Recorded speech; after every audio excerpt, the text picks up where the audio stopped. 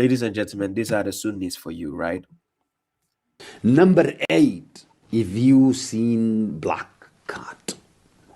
Black cat is from the wicked jinni al-ashiq, takes the shape of black cat, shaitan mal'oon. You'll find a lot of people have this jinni in them, the cat, mal'oon, kafir, jinn, giving them trouble. You'll find people dreaming of the cat. They are massaging the cat, or the cat on top of the bed, and the cat on top of their window, and the cat in their utensil, the cat on the sofa, the cat in the car, the cat outside the door, the cat in the garden, and they are not absolutely worried. The black cat is an ashiq jinn, is a shaitan. You need to eradicate this problem, because this jinni brings a lot of problem. Someone has went to seek assistance from this shaitan, or he's there himself already causing problem. He will cause a lot of problem, this type of jinn. Guys, what is this? Like, what nonsense is this? Like, what has the innocent black cat done? Seriously. What has the innocent? Ladies and gentlemen, the black cat, is it the one who created itself?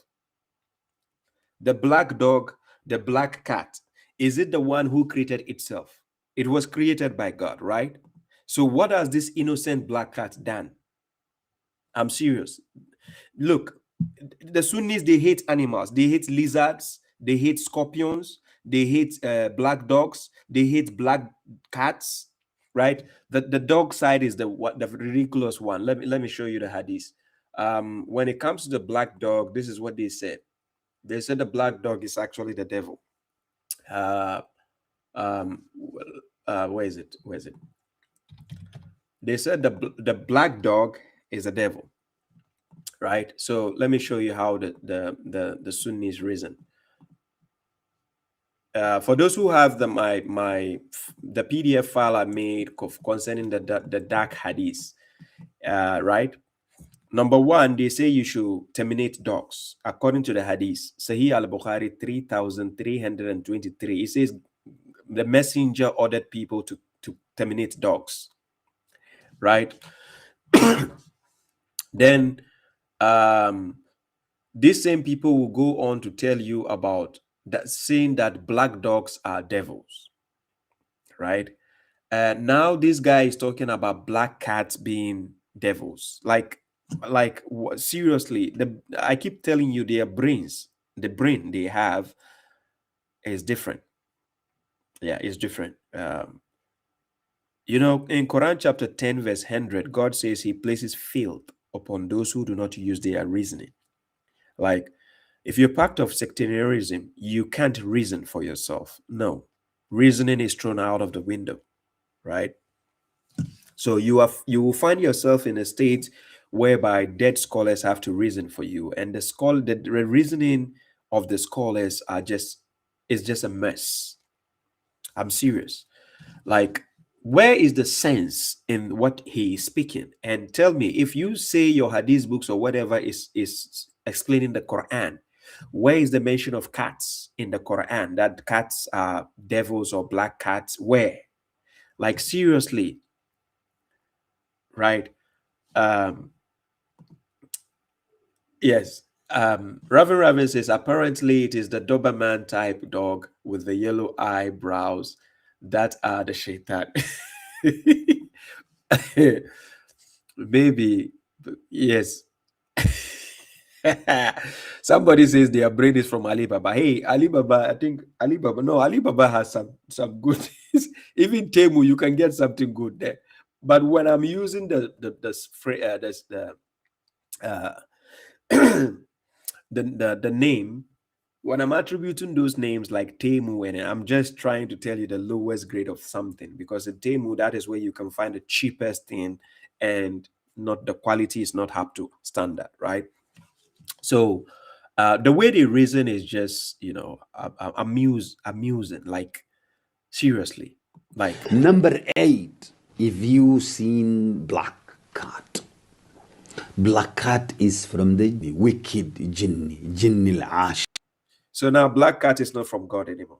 Black cat is from the wicked jinn. Don't forget, these same people have an hadith telling you that the ibli, the camels, were created by the devils, not God. Yes, yes. In my last lecture, you watched it. They say the camels were created from the devils, but this is the same camel. These people are drinking the urine of the camel. If you go to the Arabian Peninsula, most of them drink the camel urine. Seriously, it doesn't make sense, right? Now, so now this person is saying that the cats are from the wicked jinn, are from the wicked jinn. So when you see black cat, it's from the wicked jinn, according to him. Seriously, wicked jinn. Okay. Now, this is the comedic aspect of the Sunnis that you cannot, compromise. You cannot understand. It's like, I think you see the portion where a pagan Christian will tell you you don't understand Trinity. In the name of the Father, the Son, and the Holy Spirit, 3-in-1 Nescafe and 3-in-1 shampoo. They will tell you you don't understand because you don't have the Holy Spirit. Right? So why do you try to convince me logically if you know I need the Spirit to understand a spiritual thing? Hello. So the Sunnis have the similar style where they try to convince you with something they know is nonsensical, but you have to believe in it before it can make sense. This is how Sunnis reason. You have to believe in what Sunnis tell you before it can make sense. If you don't believe it doesn't make sense, then they'll tell you are using your logic. Then they'll tell you in Islam, you don't need to use your logic. Does it make sense?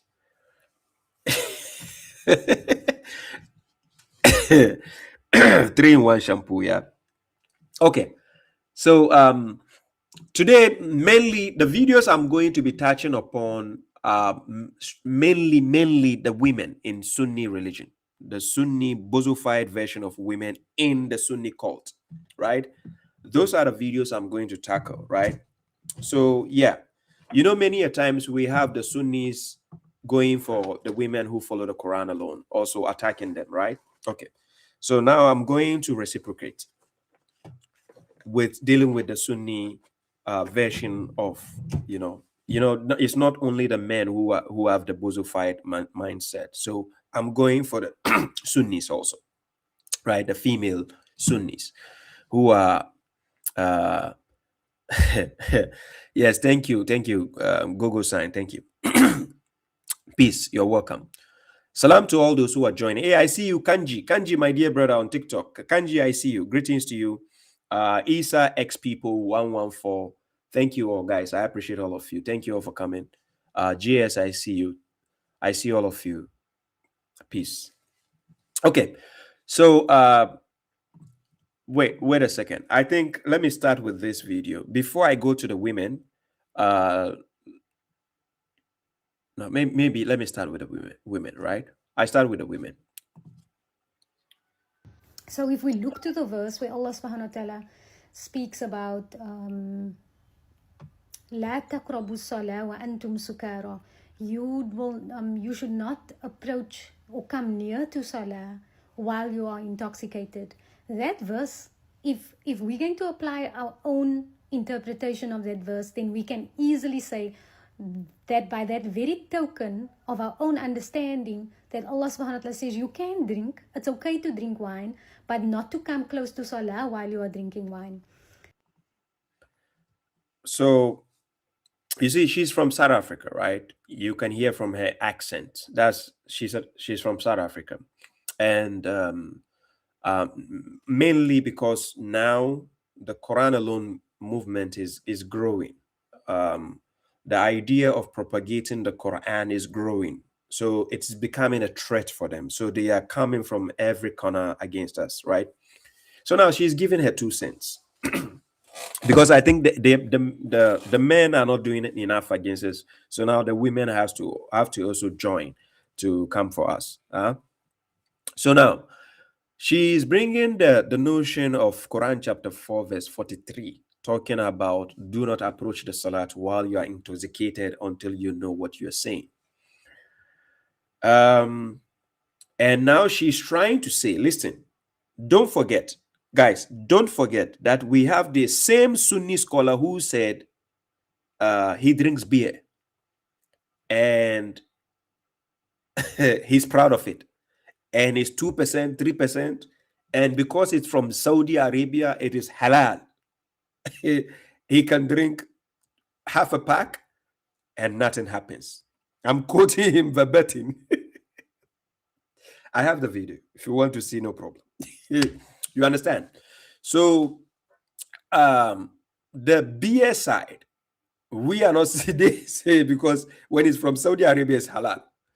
So now she is trying to say that we the ones who follow the Quran, if this verse is saying do not approach the salat whilst you are intoxicated, so automatically we are saying that beer is allowed. This is the misconception she's trying to bring into the notion of the verse. We are saying the notion of intoxication is not only limited to alcohol or wine. You can be intoxicated if you're falling asleep, like if there's slumber of sleep is taking you, we call that intoxication. When somebody is dying and he doesn't know what he's saying, we call it the intoxication of death. And even according to Quran chapter 22, Surah Al-Hajj, in the first verses from verse 2 down, coming downwards, it talks about the day of judgment. Like, because of the way, the severity of that day, you see people like they are intoxicated. It doesn't mean they drank alcohol. No. So when we talk about intoxication, look, even if you are sick, let's say you have a headache and you go to the pharmacy to buy a medicine. Sometimes they will give you a pill and they tell you this pill, when you take, don't drive. They will tell you it's better to go and sleep and don't do any active job because it will intoxicate you, right? So when we talk about intoxication, it's not only restricted to wine.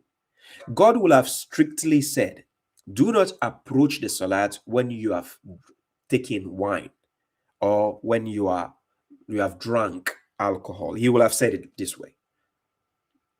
Are you getting my point?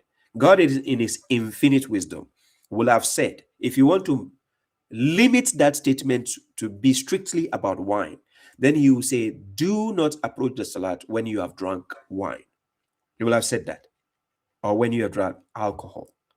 But there is a choice of word he used to make it a broader concept, which means it's not only limited to the notion of alcohol, right? So then he says, do not approach the salat until you know what you are saying. So knowing what you are saying is very important because look, let me tell you how it works. If I'm under slumber, right, the intoxication of sleep is taking me. Take the case of somebody who is deeply asleep and you're waking that person up to pray Fajr Salat early at morning. Look, they will get up and they don't know what they are saying. Like you can say, hey, get up, let's go to the beach. You say, yeah. Baba's right. Get up, let's go. Okay. Yeah. Can I give you 10 minutes? Yes. Now, if they are fully awake, you ask them, what did I say? I swear to God, they don't know what they said to you. They don't know. So this is all classified as intoxication. The person is intoxicated, doesn't know. It doesn't necessitate that the person has drunk alcohol before they are intoxicated. We have people who can actually drink alcohol and they're not even intoxicated. So understand the logic that goes with this, right? So people have misconceptions thinking when intoxication is mentioned, that means automatically it's talking about alcohol. No. Let's go forward. But there's another verse in the Quran which seemingly contradicts that verse. Now that verse would then stipulate where Allah subhanahu wa ta'ala outwardly says verbatim that khamr, which is intoxicant, is haram for you. God never said verbatim. You are lying. You are a liar. You are a big, bosofied female liar. Yes, you are a liar. He doesn't say verbatim that. So this is what she said. Khamr, which is intoxicant, is haram for you. Verbatim, that verse in the Quran which seemingly contradicts that verse. Now that verse would then stipulate where Allah subhanahu wa ta'ala outwardly says verbatim. She doesn't even know what she's saying. Outwardly says verbatim that what? That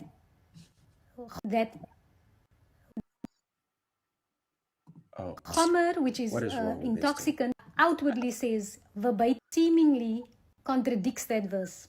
Now that verse would then stipulate where Allah subhanahu wa ta'ala outwardly says verbatim that Khamr, which is intoxicant, is haram for you. No, he doesn't say that. Why are you lying against God? Now, seriously, why? My dear sister, don't do that. Please. No. No. Don't lie against God that way. I'm serious. If God outwardly said khamr is haram, it makes no sense for us to drink khamr in paradise. Chapter 47, verse 15, you are going to drink khamr in paradise. If God actually said outwardly khamr is haram, it makes no sense for us to drink khamr in paradise. Then it is as well, according to your logic, it is might as well for us to say zina will be halal in paradise. Stealing will be allowed in paradise. Because why will God say that strictly haram, and it is the same alcohol you are going to, similar alcohol you are going to drink in Jannah? Chapter 47, verse 15. He doesn't say it verbatim. He never said that verbatim. It is your misconceptions of twisting the words of God. That is what is causing this. So when you go to Quran chapter 2, verse 219, look at the answer God gave concerning Khamr when the question was asked to the messenger. Quran chapter 2, verse 219. Now, the problem with sectarians, it is overriding the words of God to bring in their whims and desires. Remind you, God is warning us in Quran chapter 16, verse 116. We should be careful by attributing lies to God by saying this is halal and this is haram in order to fabricate lies about God. When you do that, you'll never succeed. Yeah, so this is strictly a lie she's telling about God. So in Quran chapter 2, verse 219, the question was asked to the messenger, Yes, alunaka anil khamr wal maisir. He will have said, Kul, kullahuma, or he could have said both of them haram. He never said that. But he said, Kul, fihima. He says, fihima, in them, both of them. The word hima is representing two things mentioned before. So fihima, then he says ithmun kabir, then he says wa manafi'u linnas. God in his infinite wisdom will have told the messenger, tell them it is haram, strictly haram, no two ways again. But because Quran is a book of wisdom, Quran chapter 36 verse 1 to verse 2, it says Yasin, then it says Wal Quran al-Hakim. The Quran is a book of wisdom, it's a wise book. So when it's telling you something, it wants you to use your intelligence to analyze what is being said. Instead of you rushing into conclusions, you have to examine what is being said. So the question will be, why didn't God just say, tell them it is haram? But yet he deciphered to just let you understand, because intelligent people will know the difference, especially if they are believers. So God says, Fihima ithmun kabir wa manafi'u linnas. But then now he's going to distinguish to tell you the dangers. Then he says what? The sin, he says what? Ithmuhuma akbaru min naf'ihima. So he says the sin is greater than the benefit. So which means, oh, we can get benefit from it, right? Because if we cannot get benefit from it, look at Quran chapter 16, verse 67. Listen what God says. In Quran chapter 16, verse 67, God says, وَمِن ثَمَرَاتٍ نَخِيلٍ وَالْأَعْنَابِ. Then he says what? تَتَّخِذُونَ مِنْهُ سَكَرًا. He says, and from the fruit of date palms and grapes, you take intoxicants. So he says, therefrom. Then he says, and good sustenance. So he's telling you that from these fruits that we use to do all our activities, we are going to get sakara, intoxicant from it. We can get vinegar, we can get ciders, we can get rice. We have rice wine. We have, no, you get a lot of things. Look, from this same alcohol, you have perfumes, you have methylated spirit for your wounds. You have your soaps that you shower with. You have your body creams. You have your lotions. You mentioned that your hairspray. You have a lot of benefits. A lot. The medicines you are taking from the hospitals and the pharmaceutical companies and agencies, they are made of alcohol. There's percentages of alcohol in them because we call it benefit. You are not in to abuse it. You're going for the benefits. Yes, ethanol. Yes, ethanol. Right? Or we call this the disinfectants we are using. They are all, but the moment you say something is haram, which means you have to strictly stay away from it. That is why it's haram. So let me give you an example. So let's assume it was God who said the white substance is haram. The white substance people take in, right? Yes. yes. Peace, MFG. You have what we call MFG said you have vodka. Anyways, so when we are saying that God didn't strictly say, because if God directly says it's haram, it will contradict the benefits. Then why will God be telling you there's benefit also?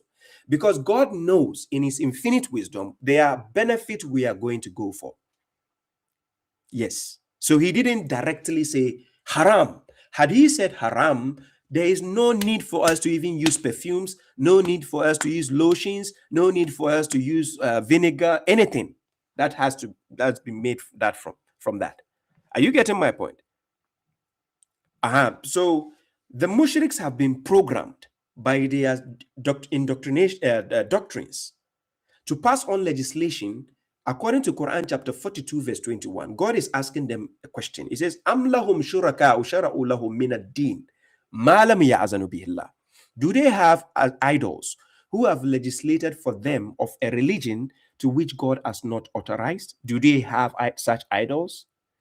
Because the last time you checked the sectarians, if you ask them who said it is haram directly, show me a verse where God strictly, just like this lady is lying from South Africa, she's lying that verbatim God outwardly said alcohol is haram. Where? No, where does he say it outwardly? I challenge any Sunni watching me, when I open the phone lines, come and show me outwardly where it says alcohol is haram. Then it will make no sense for us to have benefit in it. I give an example again. You see, when something is banned, let me give you an example. When something is banned from the country you are, yeah? When something is banned, the moment it's banned, you see that white substance people sniff, that white substance, I don't want to mention for TikTok reasons, and that white substance, if it's banned, ladies and gentlemen, please tell me, the moment it's banned, let's say you are holding it outside and playing with it, you are not sniffing it, you didn't sell it to anybody, but it has been banned, right? Okay, so it has been banned. Let's put it in line with the word haram, so meaning outlawed. That is something which has been banned, illegal.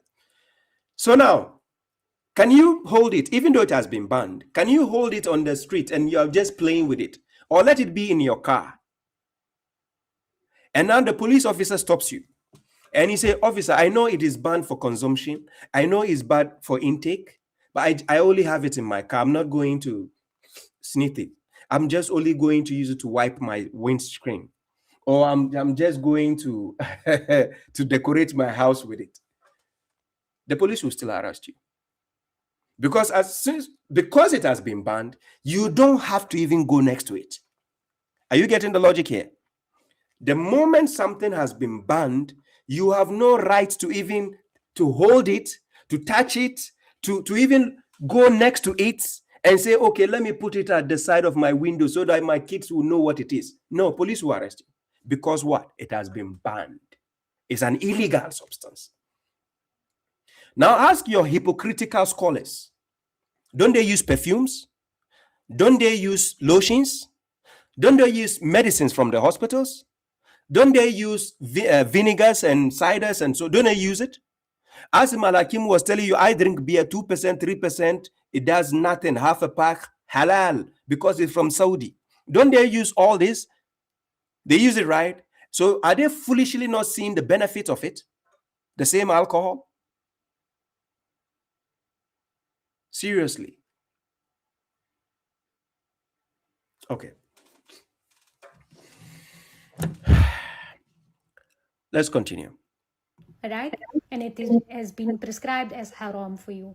So it has not been prescribed as haram. The verse I just quoted, chapter 2, verse 219, when the messenger is asked, that is the answer God asked the messenger to give the people.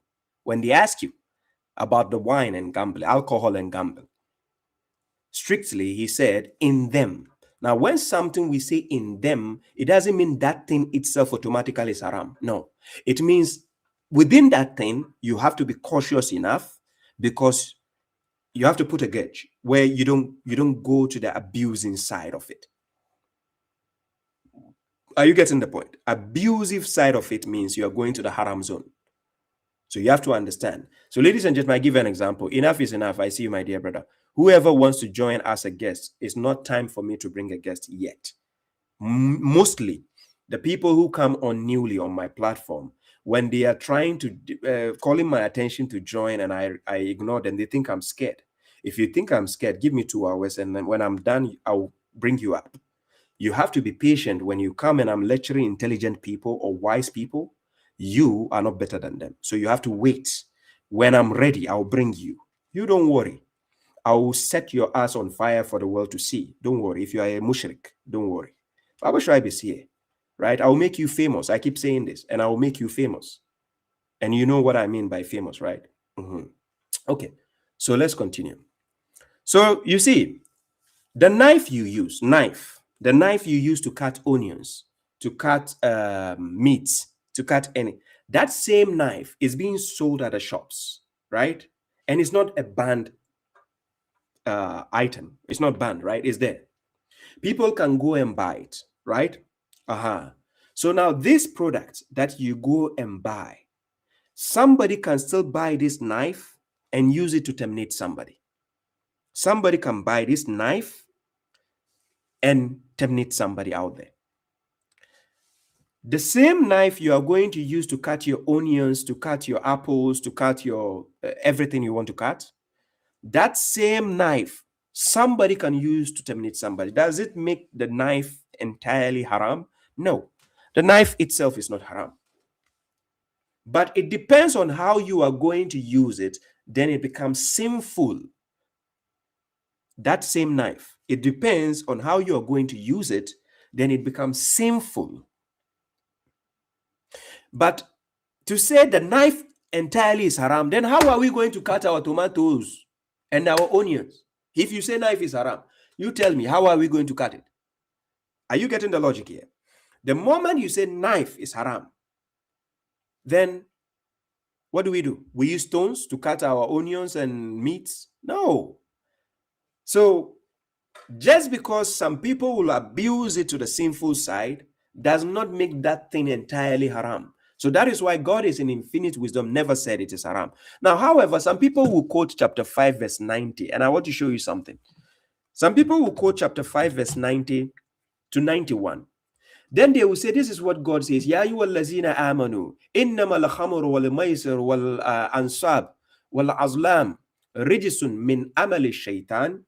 Then he says, fajtanibuhu. Now pay close attention. He didn't say avoid them. He says fajtanibuhu, which is a singular pronoun. So fajtanibuhu la'allakum tuflihun. He has mentioned shaitan. Pay close attention. He has mentioned to you shaitan.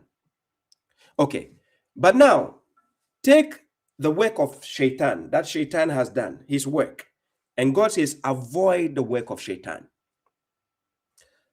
Now tell me, the wine, the alcohol you are going to take to use, you are going to use for the benefit. You are not going to abuse it.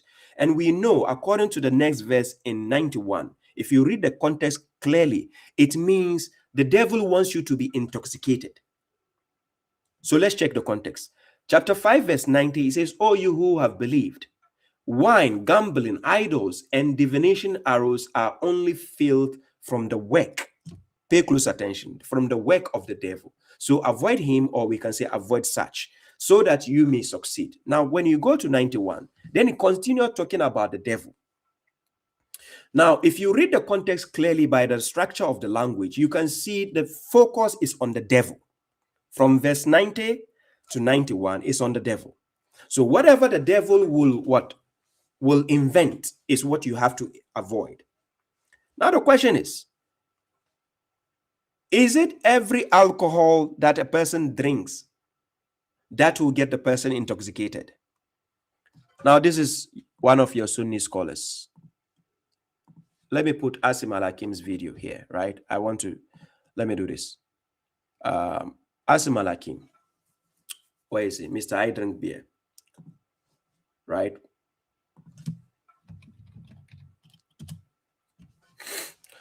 I'm going to play one of the Sunni's top scholars. And this is what he said. I drink beer, and I'm proud of that. But the beer I drink, before you quote me for that, is from Saudi Arabia, and it has like 2%, maybe 3% alcohol. And it's legal, and it's halal. One says, oh, it has alcohol. Akhi, if I drink half a pack, nothing happens. I drink beer, and I'm proud of that. Okay, so this is Asim Al-Hakim, and this is not AI. He's saying it. No, look, they are giving their excuses in the comment section. They say it's Wahhabi ulama. It's a Salaf. So he says he drinks beer and he's proud of it. Why? Because it's from Saudi Arabia, right? So now let's go to his next statement that he said concerning the same thing he said. Now listen what he said here. In this video, this is what he said to come and give his excuse as to why. However, this is not our question. Did you, Sheikh Asim, say 2% to 3% in a drink is permissible because it does not waste? Yes, I did. Do you still stand by this? No, I don't. What do you mean? Akhi, when I talk about Islamic issues, I don't talk from my own self. I'm not a scholar. I don't come up and think, yeah, I think this is halal, this is haram. What? Is it not hypocrisy? But that is Asim Al-Hakim, my favorite bozo, by the way. He's my favorite bozo among the mushriks. Right? So these people will try to make things halal and haram by not strictly understanding what God is saying. So now let's go back to the verse I was talking about. So in Quran chapter 5, verse 90 to 91, in 91, he says, the devil only intends to inflict antagonism and hatred between you through wine and gambling. So this is why when you go to the casinos, whenever you go to a casino, they have to be selling alcohol there. They have to put wine, alcohol. And whenever you go to any casino, they put wine and gamble. It's a combination. Remember, the question is not they ask you about wine directly. No, only wine. No. The question is about they ask you about wine and gambling. Remember also in chapter 5, verse 90, when God was talking about things, he mentioned them in a package and he says, Amali Shaitan. The amal is one. It's a singular noun. Amal means work. Amali Shaitan, the work of the devil. So it's a package that goes. So now in 91, then God now mentions the wine and the gambling together. And he says, this is what the devil wants to do during those two activities and to repel you from the remembrance of God and from the salat. So will you refrain? What is God refraining you from? Is he refraining you from what? This Amali Shaitan. Refrain from it. But now, when you go to 92 to 93, I'm going to show you something interesting. Let me put it on the screen so people will know what I'm saying. I'll put it on the screen. Just a second. Let me share the verse on the screen. For those on Facebook, YouTube, and this thing, you can see it, right? Not those on TikTok cannot see it, but I'm reading it so they will see. So in 92, it says, obey God and obey the messenger and be careful. But if you turn away, then know that only the clear notification is upon the what? Our messenger. Then 93, this is the interesting part. 93. God says there is no blame on those who believe and do good. It's concerning what they have tasted. I want you to pay close attention to the word mentioned here. To'imu. This to'imu, it doesn't mean food. It is not only food that you taste. You can taste drink and you can taste food. When the word to'imu is used in the Quran, it is not only restricted to food, but even drinks. You can use the word ta'imu. So I'm going to show you what it is in the Quran. There is no blame on those who believe and do good deeds concerning what they have tasted, so long as they reference, this is, they have the fear of God, believe and do good deeds, then become pious, and believe, then become pious, and do well. And God loves those who are benevolent. Now, when you check the context, this is strictly coming directly after talking about the notion of the things God has telling you to avoid from the handwork of the devil. Then he's talking about what? What the believers have tasted. So now you'll be wondering, why is he talking about tasting something? Okay, now pay closer attention. Chapter 5, verse 93, the word ta'imu is mentioned. Ta'im. Now, somebody will say, ta'im, maybe it's restricted to only food. No, even drinks. So I'm going to quote. In Quran chapter 6, verse 145, listen what God says. Chapter 6, verse 145. This is what the messenger was asked to say. Kul, la ajidu fi ma uhiya ilayya muharrama ala ta'im. Then he says, yet amuhu illa an yakuna maytata. Then he says, aw daman masfuha, aw laham al-khinzir, fa innahu rijisun. Then he says what? Aw fiska. So he's telling you in these verses, this verse I just read, the messenger was asked to say, I do not find in what has been inspired to me any food outlawed upon ingesting it. This ingestion we are talking about, to ingest something, the word used as a verb is yet amuhu. This yet amuhu means to ingest something or taste something. To ingest or taste. And it is not only food that you ingest. It is not only food that you taste. So now, in order to understand that, in these categories, God mentioned that dead meat, maitata, animal which is dead by its own, dead meat is forbidden. Then it says, aw daman masfuha. When we say daman, we are talking about blood. And this masfuha means pouring out. So it means liquid. Not when it's hard like meat. No, it means masfuha. Something has to be liquid to be flowing. So which means we have people this present day, they taste blood, they drink blood, they taste it. Right? So this word God used, daman masfuha, qualifies the word yet amuhu to be tasting or ingesting and not only just eating. So which means liquid going into your mouth. But you see what the messenger says, Kul la ajidu fima uhiya ilayya muharraman ala ta'im. Pay close attention. He says he did not find in what he has been inspired. Please pay close attention what I'm saying. He did not find in what he has been inspired. So the Quran is a revelation and an inspiration. Wahi and then Tanzil. If you want to understand the combination, read Quran chapter 20, verse 114. Right? Okay. If you read chapter 6, verse 19, again, where he says, وَأُوهِيَ إِلَيَّ هَذَا الْقُرْآنِ لِأُنذِرَكُمْ بِهِ وَمَنْ بَلَغَ. Chapter 6, verse 19. That this Quran has been inspired to me in order to warn you by it and whomever it may reach. So out of what he has been inspired, right? Nowhere did he find something has been forbidden, listen, these things for ingesting, for putting into your mouth that goes down, these things which has been forbidden from what he has been inspired, then he says, dead meat has been forbidden for you. Blood pouring forth has been forbidden for you. It's a liquid, right? Okay. Then he says the meat of pig has been forbidden for you. Why? Because it's ridicule, it's filthy, and is what? Immoral for you to take it. Okay. Now, where am I heading with this? Go to Quran chapter 2, verse 249. In Quran chapter 2, verse 249, now pay close attention to why I brought you to this verse. In this verse, it is talking about the children of Israel.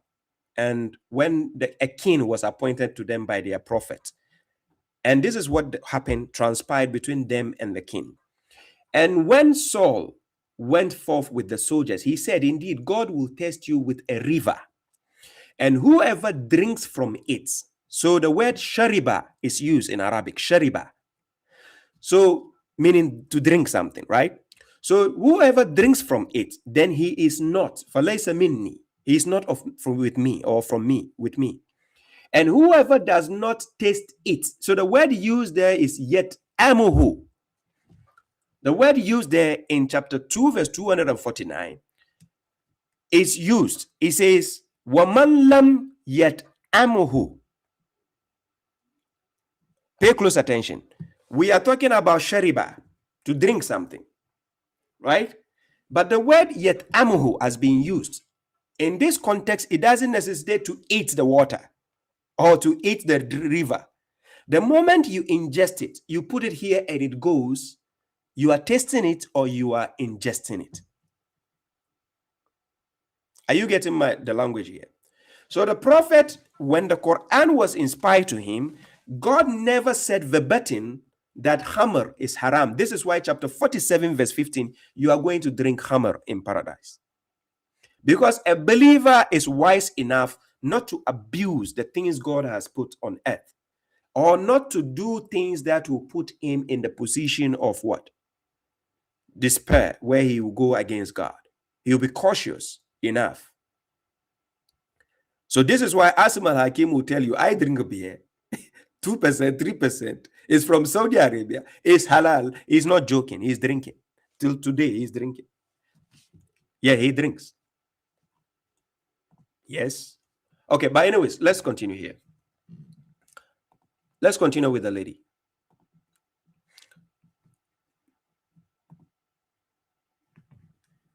Now, we've got two verses and we're looking to each other. The one says, oh no, I still drink wine because it says in the Quran that I mustn't just make salah while I'm drinking wine, or I must just be sober while I'm drinking wine, or while I'm making salah. So then I'm going to say no, but you have to also accept the verse where Allah says it's haram for you. So then what would be the point of that verse? Now here's the point of that verse. That verse was revealed long before this verse was revealed. So that verse is a mansukh verse, which is an abrogated verse. You see, the bozophied brains the Sunnis have, the sectarians have, is they are so bozophied that they actually believe a verse has been abrogated in the Quran. Guys, remember in Quran chapter 2, verse 2, God says, ذَلِكَ الْكِتَابُ لَا رَيْبَ فِيهِ هُدًى لِلْمُتَّقِينَ. God says, ذَلِكَ الْكِتَابُ لَا رَيْبَ فِيهِ هُدًى لِلْمُتَّقِينَ. That is the book wherein there is no doubt, as a guidance for what? Right? For the pious. Now, what the Sunnis believe is, we have verses in the Quran which has been cancelled. When you use the word nasakha, mansukh, it means cancelled, abolished, abrogated, cannot be used anymore. This is what they believe, even though the Quran is a book of guidance. Ladies and gentlemen, that's how bozophied they are. And I keep telling you, I'm not insulting them. They are so foolish to the extent that go to Quran chapter 2, verse 130 and check whether I deserve to tell them they are fools or not. God says, وَمَنْ يَرْغَبُ عَنْ مِلَّةِ إِبْرَاهِيمَ إِلَّا مَنْ سَفِهَ نَفْسَهُ. The word safiha in Arabic means fool. To make yourself look stupid, foolish, dumb, bozofied, right? Bozofied yourself. I'm not insulting them. I'm telling you the reality, which is in the Quran. So anybody you see calling himself a Sunni, a Shia, Ahmadiyya, Tijaniya, I'm not saying it. According to God, you don't follow the Millat Ibrahim, so you are a bozo. What is the meaning of a bozo? An incompetent fool. So according to God, they are fooling themselves, because to them, when you say you are following Millat Ibrahim, they call it kuffar. They say, Ahlul Quran, you are a kafir, you are a this. Oh, no problem. According to even your garbage hadith, Ahlul Quran are the people of God. Sunan Ibn Majah 215. Write it down. You the mushrik can check it. Your own garbage book is saying we the Ahlul Quran, we are the people of God. And we are the special people. Khasatu. Special people of God. So you are so bozofied that even your garbage book is praising us. But you are out there biting your finger in anger. If you are not a fool, are you not a fool? Anyways, let's continue. Of that verse is abrogated as well as the verse, but the recitation of that verse is still in the Quran. This is the madness. Yeah, the verse have been abrogated, but the recitation is still in the Quran, even though the Quran is a book of guidance. But we don't need to take that guidance because it has been cancelled. Oh my God. Why are sectarians so bozofied like that? Hey, what is wrong with these mushriks? Where do you get your brains from? I think God has to give us options of buying AI brains to replace the damaged ones people have. I think very soon, Elon Musk, he will make that possible. I'm streaming on X, Twitter also, so Elon Musk might be watching. Hey, I see you, my dear brother, Bilal Jibril. What kind of brains you guys have? Okay, she said the law of it, the legislation of it has been abrogated, but the recitation is still there. Madness. Come and show us where Prophet told you that nonsense. That verse is still very much there. So the Nasikh ayah, which is the ayah that comes after that verse or was revealed after that verse. Guys, anytime you hear a Sunni telling you a verse has been abrogated, just ask them this simple question. Where did the Prophet tell you that this verse abrogate that verse? Wallahi, they don't have the answer for it. Tell them who explains the Quran for you. They will say the Prophet. They said, according to these foolish mushriks, he is the best mufassir of the Quran. The best explainer of the Quran is the Prophet, according to them. Now ask them, where did the Prophet say this verse abrogates that verse? Wallahi, no sectarian on earth can answer that question. You ask these foolish mushriks, where did the Prophet tell you that this verse here abrogates this verse over here? They will be looking at you like they've seen a ghost. And then they start stammering. So are you trying to say they are so bozofied? I'm serious. Oh, guys, don't worry. The shirts will be ready. You see it. Thank you very much. Dinyar, you're welcome. Ahmed Khalifa, I'll bring you later, right? When I open the question and answer session. Any Sunni mushrik, if you are burning in your jacket, please wait. I will open the folder. Don't worry. Correctional officer, when you come to my platform, don't rush. Because if you rush, you crash. I'll make you look like a fool. So, tranquilo. You wait at the right time. You come and set your ass on fire. That's all. Just wait. I know how the mushriks, you leave your brains when you come to a battlefield. But correctional officer will make you use your brains, even if it's from Temu. Don't worry. Let's continue. That ayah contradicts that ayah, but also it repeals that law or it abrogates that law, right? I hope she's not drunk, right? Because even though she's saying God says alcohol is haram, she sounds drunk. I'm not joking. So now we're sitting with this understanding through Ulumul Quran, which is the sciences of Quran, where you will learn the technical terminologies of. Does she know technical terminologies herself? I don't think she knows what she's saying. He's scared. Yeah, greetings to you, my dear sister. I don't think this lady knows what she's saying herself. She sounds drunk. I'm serious. Yes. Yeah, yes, thank you.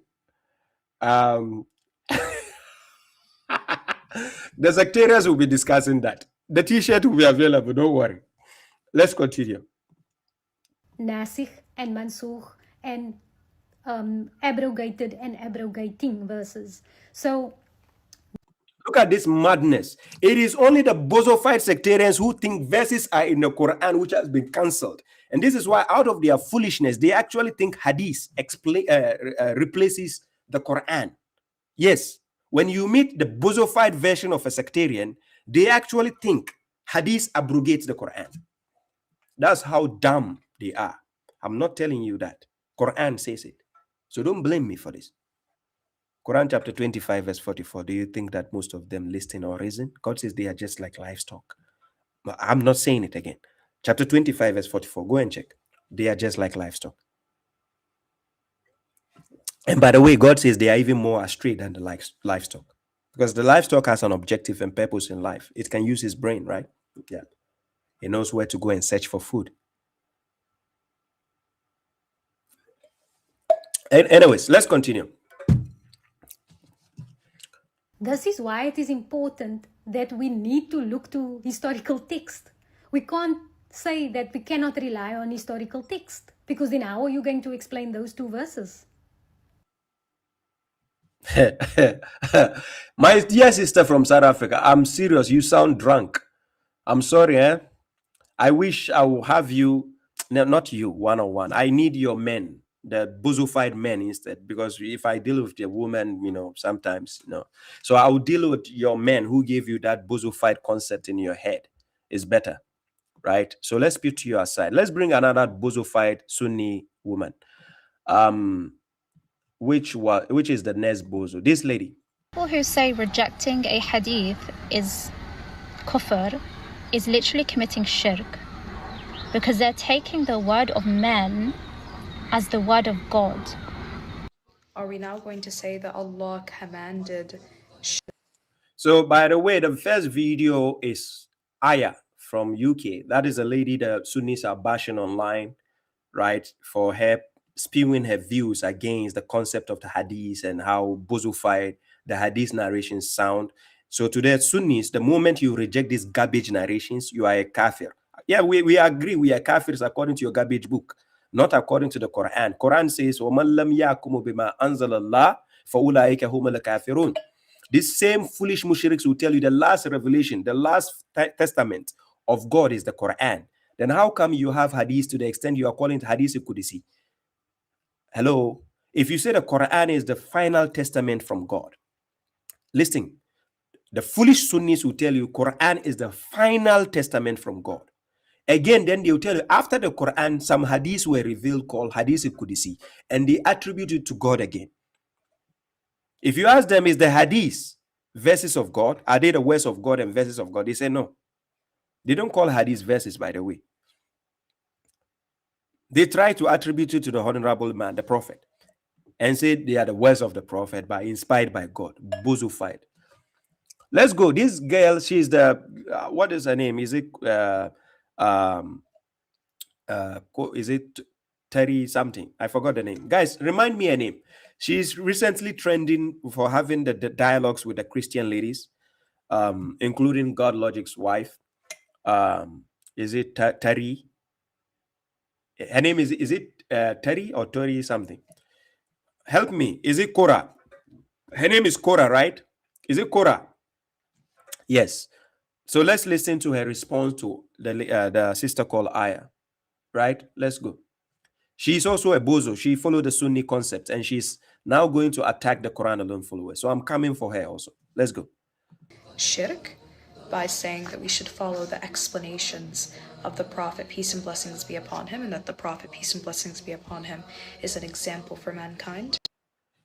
Nowhere in the Quran does it ever say Prophet Muhammad is an example for mankind. Listen carefully. The Sunnis don't know the difference between Rasul and Nabi. I'm telling you for a fact. Sunnis don't know this difference. And not only Sunnis, even Shiites, any sectarian you know, they don't know the difference between prophet and messenger. So when God says, لَقَدْ كَانَ لَكُمْ فِي رَسُولِ اللَّهِ, he never says فِي نَبِيِّ اللَّهِ, because God knows the prophet has enemies. Go and read Quran chapter 6 verse 112. I'm going to show you the wisdom behind why God didn't use the word the prophet is an example for you, but the messenger. Somebody will say, is it not the same person? Yes, but different titles and different duties. So let's check this. When you go to Quran chapter 6 verse 112, I'm going to show you the wisdom behind God never even said Atiwullah wa Atiwun Nabi in the Quran. He never said Laqad kana lakum fi nabiyillah in the Quran. No. Right? Uswatu hasanat. He never said that because he knows the prophet had enemies. So when you read Quran chapter 6 verse 112 to 113, let me put it on the screen. When you read Quran chapter 6 verse 112 to 113, this is what God says. He says, وَكَذَلِكَ جَعَلْنَا لِكُلِّ نَبِيٍّ عَدُوًّا. Then he says, شَيَاطِينَ الْإِنسِ وَالْجِنِّ يُوحِي بَعْضُهُمْ إِلَى بَعْضٍ زُخْرَفَ الْقَوْلِ الْغُرُورَ. Then he says, وَلَوْ شَاءَ رَبُّكَ مَا فَعَلُوهُ. Then he says what? فَذَرُهُمْ وَمَا يَفْتَرُونَ. So God says, and thus have we made enemies for every prophet. Every prophet had enemies. But these enemies, what are they going to do? They are the devils of humans and jinns. So it is not the only humans who have devils. We have among the jinns, they are devils, and among humans, they are devils. Then what are they going to do? Inspiring to each other the decoration of delusive speech or statements. Because they have to use these statements as the enemies of the prophet to lie to the people, right, about the prophet. So then God says, and if your Lord had willed, they will not have done it. So leave them. Listen what the advice God is giving you and I. Leave them and what they fabricate. Because they will fabricate stories about the prophet to tell you he slept with he married a CCSO girl and slept with her at the age of 9 years. Sahih al-Bukhari 5134. These same people will tell you he sleeps with what? 9 women in one night. This same bozos will tell you this honorable man sleeps with 9 women in one night. This same bozos, again, will tell you that they will say in Sahih al-Bukhari, no, the one he slept with 9 women in one night is Sahih al-Bukhari 268. Sahih al-Bukhari 268. He slept with 9 women in one night.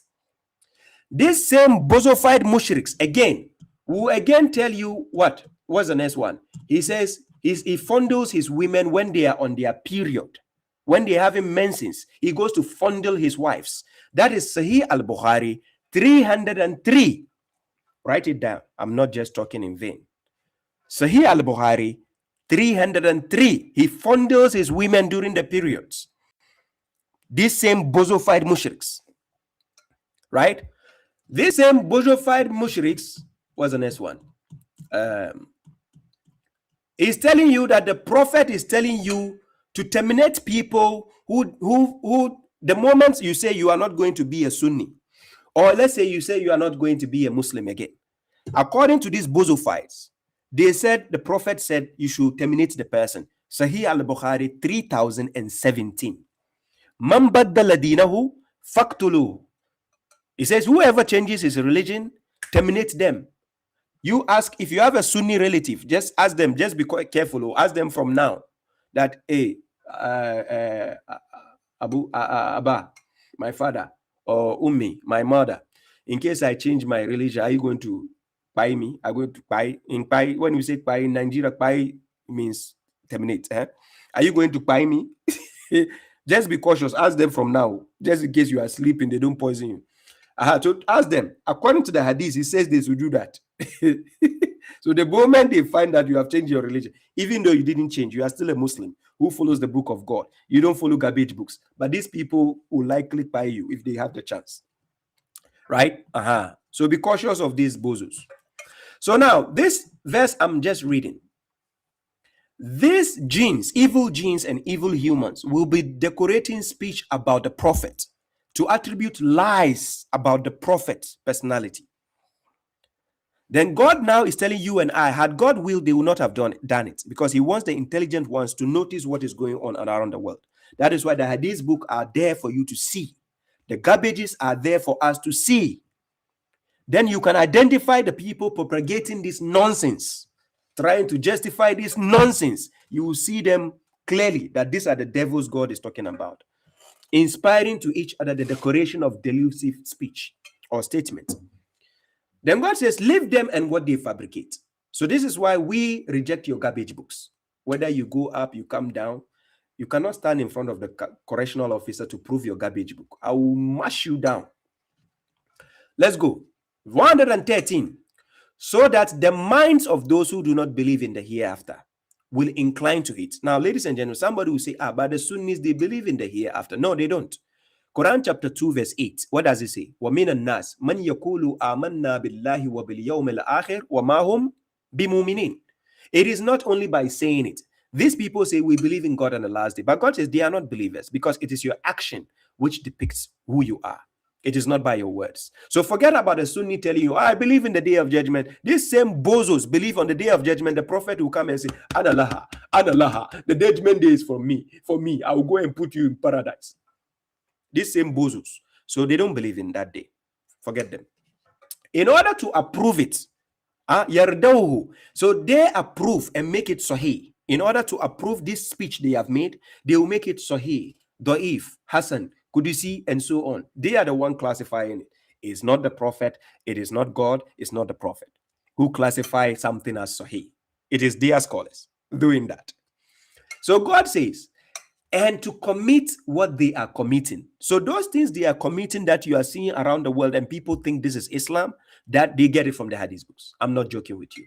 When you see the ISIS, when you see the Al-Shabaab, when you see the Boko Haram, they get all this nonsense they are practicing from the hadith books, not the Quran.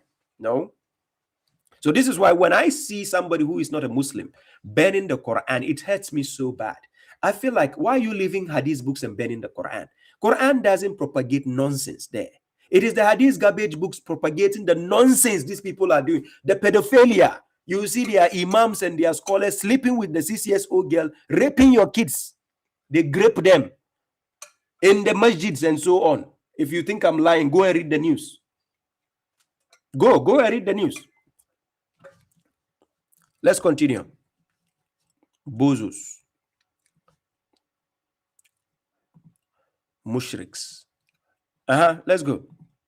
Somebody will say, Baba Shaib, today you are all out. What happened? Yes. User, you're welcome. Thank you. God bless you. Peace. Let's continue with the Korah girl.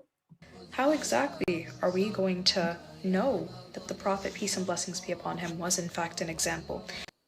You are very stupid to ask a stupid question. How are we going to know that the prophet is an example? God mentioned messenger in that verse, chapter 33, verse 21. He didn't say Nabiyillah, because he knows you, the bozos, have created concept of books to attribute to the prophet of God. So that is why he never said the prophet is the best example. He said the messenger. So his role as a messenger is what we have to take as an example in the Quran. His role, because we cannot become prophets, but yes, we can become messengers. So his role as a messenger is what we have to take. That is why when you check in the Quran, when the messenger is asked a question, yes, alunaka ani ruhu, then God will say, kul, this is the answer you have to give. So then we have to replicate the same thing. When somebody is asking us about the ruhu, I will say, this is what the messenger answered. I don't have any other answer to give you. It's simple. Simple. But Sunnis don't have the brain to handle that. That one says the words of Allah which created the universe is sufficient for guidance for mankind. You mean the words? Maybe he wants to say the words, right? Okay. Thank you, Dawan Sharif, for the super chat anyway. Let's continue. And verify, in fact, that he was a trustworthy. Not from the hadith. I'm serious. Not from the hadith books. He's not a trustworthy individual. They depict the prophet in the hadith books so badly. According to the hadith, he can even pass a judgment Then when the people are leaving, you say, hey, come back, a revelation just came. Come, I made a mistake. A revelation just came. Let me do the judgment again. How is this trustworthy? Nonsense. A kind individual and a moral individual. If we don't You say it is a moral individual according to your hadith? You call the prophet a moral individual? Somebody you are bringing, he slept with 9 women in one night. He fondles his women when they are menstruating. You call it moral individual? He slept with his concubine and one of his wives got jealous. You call this moral according to your hadith? Why can't you, the bozofied ones, get a new brain to understand that you have been bozofied and that they are lying to you about the prophet? have any of his actions.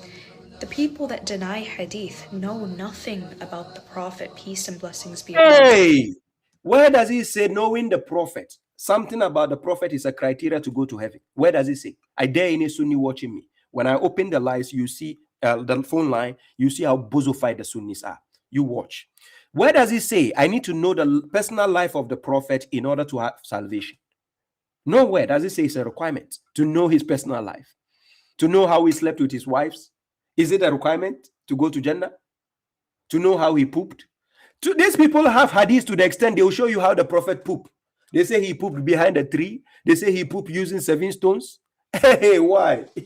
Oh, hey, these mushriks. Oh my God. Like, why? They are the ones insulting the prophet. Wallahi lazim. I'm not joking with you. They are the real definition of the enemies of the prophet.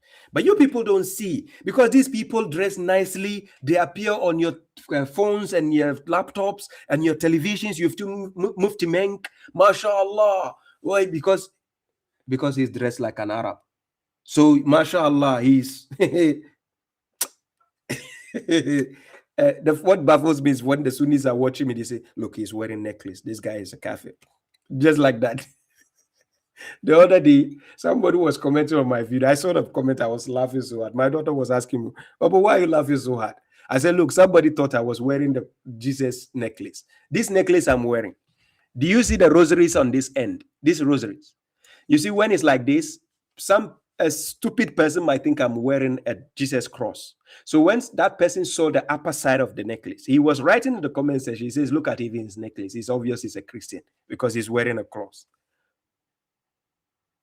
I'm like, what?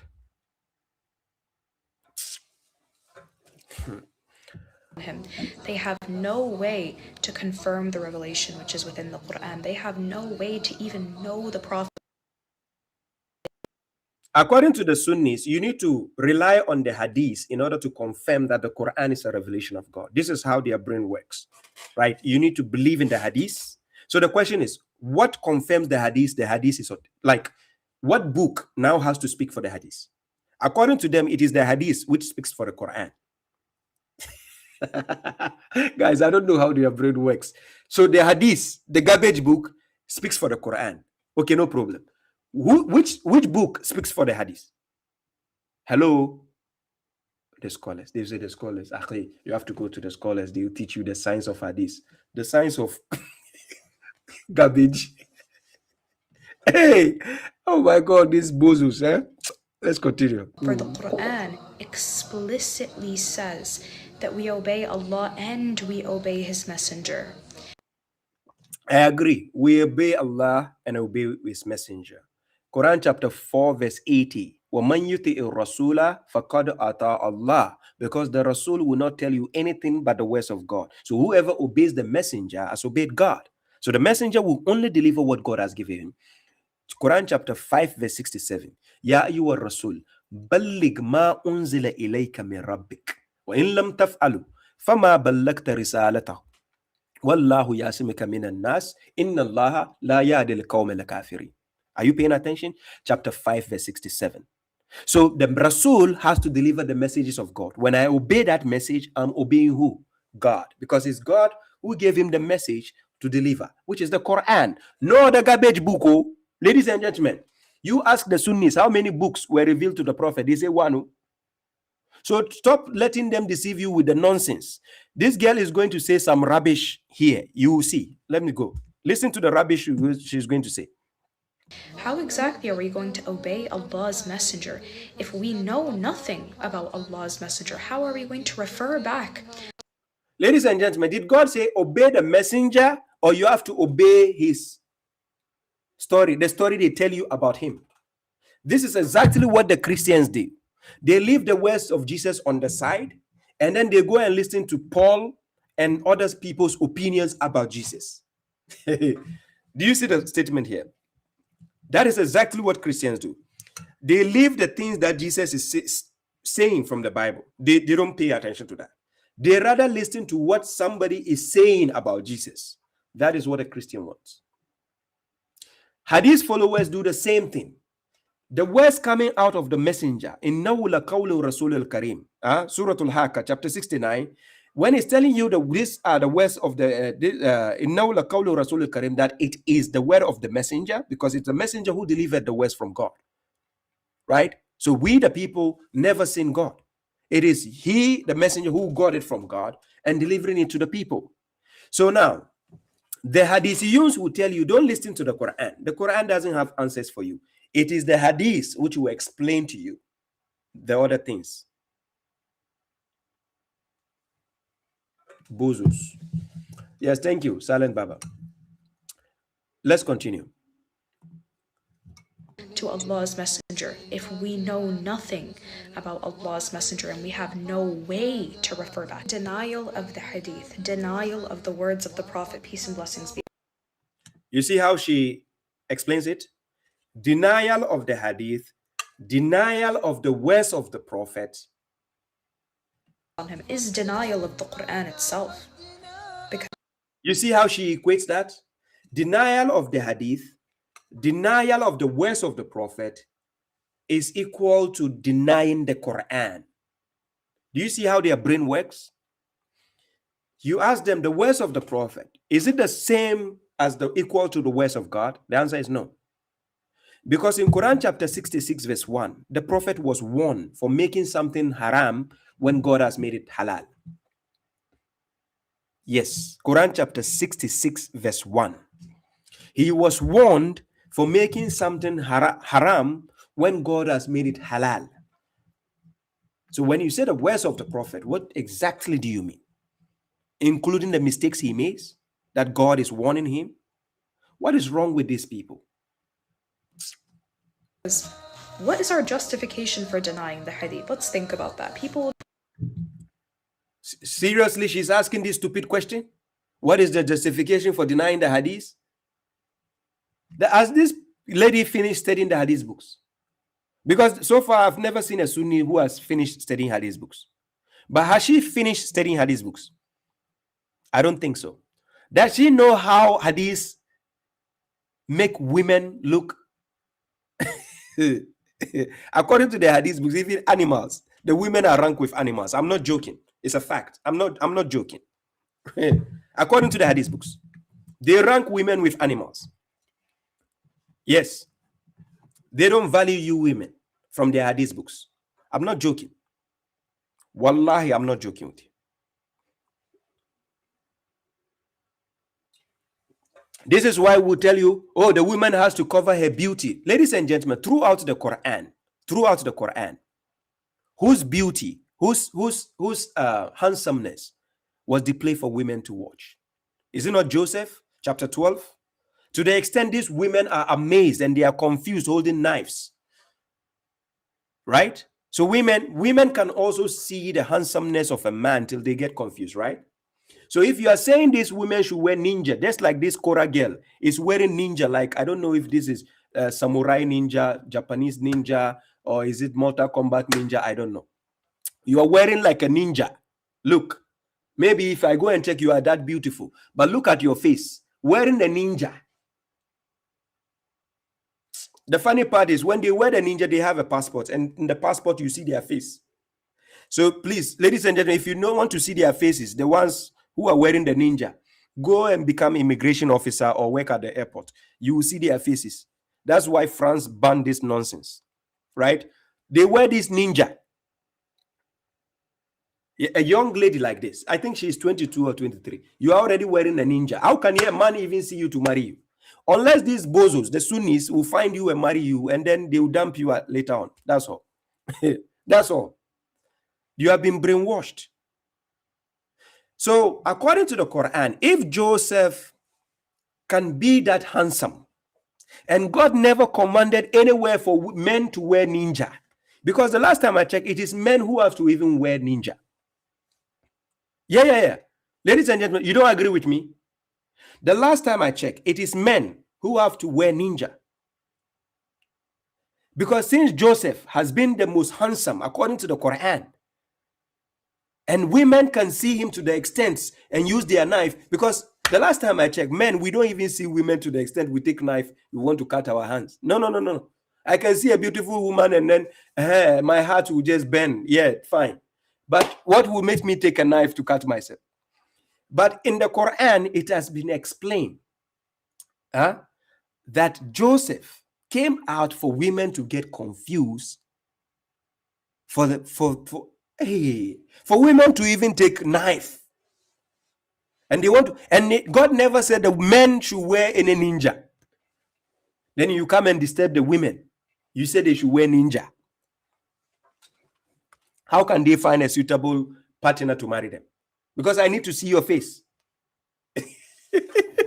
When I'm talking like this, is burning the mushriks in the heart. Mushriks, I'm sorry. I'm sorry. Bozus. Let's continue. People try to make the argument that the hadith was written 200 years after the Prophet, peace and blessings be upon him. But the same way that we have oral transmission of the Quran, we have oral transmission of the hadith. You're not making sense, Cora. You said the same way we have oral translation. You are not okay in your head. I think you are also another bozofied sectarian. Go and read your own garbage hadith book, Sahih Muslim, 3004. The Quran was written at the time of the Prophet. It wasn't passed down orally. I don't know what foolish scholars are telling you this nonsense that the Quran was not written. According to the Quran, chapter 80, verse 11 to verse 16, it tells you the Quran was even written down at the time of the Prophet. According to Quran chapter 25, verse 5, even the disbelievers bore witness that the Prophet himself wrote the verses of God. It was written. According to chapter 96, verse 1 to verse 5, Ikra bismi rabbika allazi khalaq, khalaqal insana min alaq, Ikra wa rabbuka al-akram, allazi allama bil kalam, allama al-insana ma alam ya'lam. When the Quran was revealed, there was a pen existing. You go to Surah Al-Nun, Surah Al-Kalam, Nun wal kalami wa ma yasturun. There was a kalam and there was people writing. Out of your foolishness, you said the Quran was passed down orally. What bozofied brains do you guys have? Even your garbage hadith claims the Quran was written at the time of the Prophet. And you are foolishly saying the Quran was passed down by oral transmission. Are you okay? Are you normal?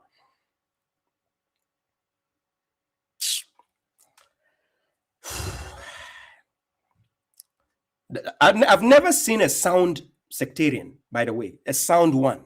Unless if they are talking about something else, football, entertainment. But when a sectarian is talking about religion, they always look dumb. I'm serious. The exact same method now. How is it exact? You have one of your scholars, Yasser Kadi, disproving this issue, telling you there are holes in the narration, telling you the hadith cannot be traced back to the Prophet. And you are here foolishly propagating nonsense, making yourself look like a laughing stock. If you want to make the claim that the hadith is an unreliable source of information because of the way that it's transmitted, or the way in which it's transmitted might be deficient in some way, shape. Ladies and gentlemen, pay attention. This video she is speaking, it is what? It has nasheed at the back. And I tell you, whenever you see a sectarian using nasheed in the background, that is the time they say the dumbest things ever. Because the nasheed is there as a cover up to make the conversation interesting. Never will you think a Sunni or a sectarian is talking from about hadith or Quran and they put nasheed behind them and you think they are making sense. I'm just giving you a secret code on identifying their bozofied logic. I'm telling you for a fact. Whenever you see a sectarian playing nasheed behind them, and they are talking about Quran and Hadith, that is the time they say some of the dumbest BS. Shape and or form, then you have to say that the Quran is deficient in some way, shape and or form. And if you want to claim that, and this is a lady who just joined Islam 2 years ago. She is barely 2 years into Islam, and she joined the bozofied version of Islam. I'm not joking with you. Go and check her history. She just joined Islam just 2 years ago. It's less than 2 years, and she's already wearing ninja. Mark it on the wall. This girl will stop wearing ninja very soon. You mark it on the wall. She will stop wearing ninja. She is yet to read Hadith books. Let her chance on correctional officers' videos. This girl will stop wearing the ninja. I'm serious. the Quran is deficient, then that in and of itself is kufr that takes you out of the religion and the fold of Islam. How exactly can we diminish one whilst accepting another when both of them were preserved in the exact same? Do you see how she is equating the garbage books with the book of God? Now, this is where people lose their brains, which means they are not normal. The moment people equate hadith books with the Quran like this, never think that person is intellectually sound. She just make herself look up like a fool, even having the dialogue with the Christians. She didn't look like a wise person, even intellectually. Yeah. Same way. How exactly can we sit here and deny hadith solely because we have some sort of a disagreement or a misunderstanding of something which is contained? We are rejecting hadith because God wants us to. Quran chapter 45 verse 6. Tilka ayatullahi natluha alayka bilhaq fabihayyi hadisi ba'dallahi wa ayatihi yu'minun. God is asking you. And these are the verses of God which we recite to you in truth. In which hadith after God and his verses will they believe? That's a question from God. I'm yet to see a proper Sunni in his head answer the question correctly. None of you can answer. This is why we reject your garbage book. Because those garbage books are not the voice of God. Simple. Within it. And why wouldn't somebody now be justified in denying the Quran? We are not putting the words of man at the same level as the word of God. Rather, you just did. You just did. What's wrong with this, sister? You just put the words of God in equals to the words of men, and you are saying you are not doing it. Like, this is my problem with the like sectarians. Their brains, when they say something 2 minutes earlier, later on they forget what they just said 2 minutes earlier. And this is why I have dialogues with them. I put the videos for you to see. They are so bozofied in the head that they can't think properly. Rather, we are merely following what God tells us to do when he says to obey the Prophet and to take the Prophet as an example and to take the explanations of the Prophet. He never said all this nonsense you are talking about. Where did he say I should take the Prophet as an example? Nowhere. Where did he say I should take the explanations of the Prophet? Nowhere. Where did he say I should? Oh my God. Okay, the explanation of that is the tafasirs of the Prophet. Where do we find it? Nowhere. They don't have the tafsir of the Prophet Muhammad. Where is it? Nowhere. And that the Prophet explains the revelation further than... No, please. Quran chapter 16 verse 89. God says, he says, you Muhammad, we have revealed to you the book. Then he says the book is the clarification for all things. What, oh my God. What is wrong with you, the Sunnis? Sectarians, precisely. You don't read, you don't study the Quran. Afala ta'qilun, you don't have brains to reason. That which is within the book, because Allah explicitly says in Surah Ali Imran verse 7 that there are clear verses and there are unclear verses. Look at her foolishness again. There are clear verses and unclear verses. Go and check Quran. He says Kitabun Mubin, chapter 43, read. Chapter 44, read. He says Kitabun Mubin, clear book. The clear book. There's nowhere in the Quran it ever says some verses are unclear. What kind of bozofied brain you have, Korah? Where does God say on what unclear verses? What nonsense is that? The word mutashabiha means similar. When something is similar, we don't say it is unclear. Go to a parent who have twins, who gave birth to twins. The parents, they know the difference. They know who is the elder and who is the younger. They know the difference, parents, because they know them so well. What do you mean unclear? Bozofied reasoning. You and your men scholars in the Sunni religion. Bozos. And that those unclear verses are to be explained. Oh my God. Again, she's fooling herself. Who is better at explaining the revelation than the Prophet Muhammad, peace and blessings be Oh upon my God. And where did he explain? Where is his explanation? Who are Yajuj and Majuj? Who are they according to the Prophet? Alif, Lam, Mim. What does it mean?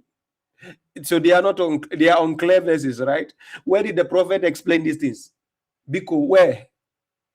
Where is the explanation? him. Nobody is justified in denying the hadith unless they are capable of denying the Quran. Now, to be quite frank, I feel like Oh my God, I'm tired of listening to this girl. I'm sorry, but I'm tired. Oh, why? I've been listening to bozofied men speaking for how many years? But a bozofied woman, come on, that's too much. What is this? this creator's video comes from a lot of ignorance in terms of the hadith and what the hadith is and where the Ladies and gentlemen, somebody who just joined Islam almost 2 years now, she is already telling somebody ignorant of hadith. I wish I can get this girl to talk to her. Where did he study hadith? How long? the hadith comes from and why we follow the hadith. Maybe she might be ignorant in terms of the Quran as well. But the point that I'm trying to convey as of right now is that the Quran points us to the teachings of the Prophet, peace and blessings be upon him. The teachings of the Prophet, peace and blessings be upon him, are in the hadith. Oh my God. Oh my God. This girl has really, really been brainwashed. I'm serious. She has really, really been brainwashed. I'm serious. Hey, the Sunnis, you have done well to brainwash this girl. Therefore, the Quran points us to the hadith. Hey! Hey! The Quran points us to the hadith. Hey!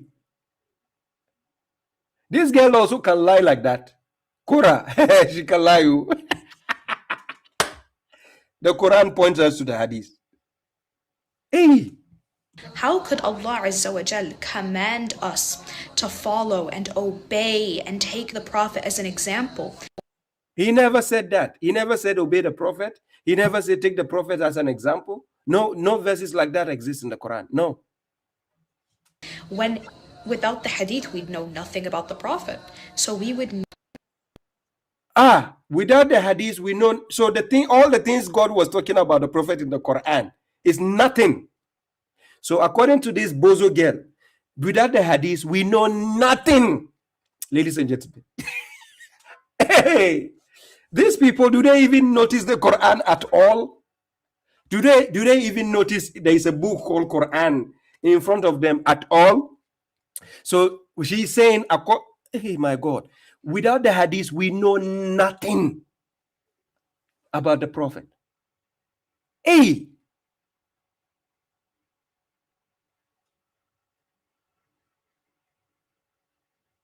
Hey, these bozo men have taught this bozo girl very well. This madness, I'm serious. So the Quran is useless, meaning Quran doesn't say anything about the Prophet. So without the hadith, we know nothing about the Prophet. Subhanallah.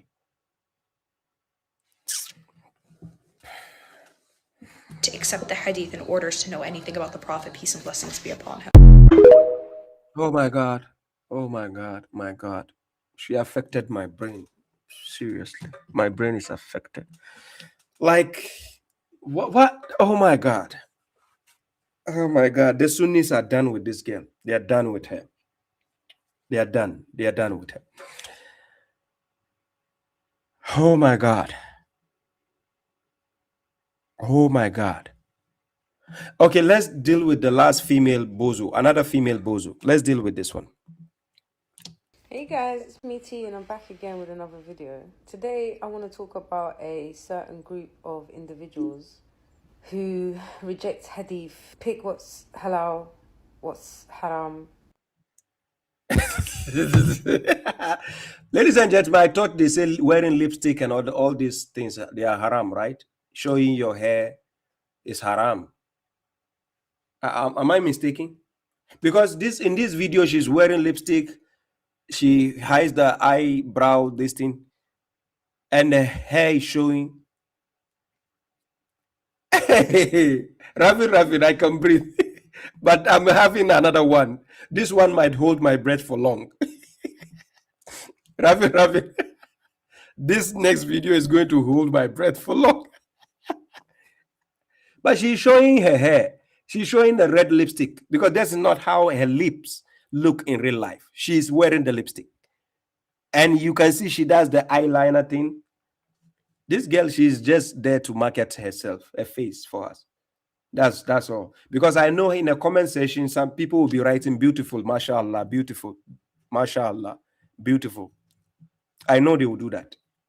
But let's continue. But this one, she's not wearing the ninja, but she's against people who follow the Quran alone, right? So she's not wearing ninja, by the way. So it means the brainwashing has not really gone deep, but it has affected some part of her brain. So let's see what she has to say. And promote evil through the perception of good. These people will tell you that they reject hadith and that they only take from the Quran. This is actually very dangerous. Hey!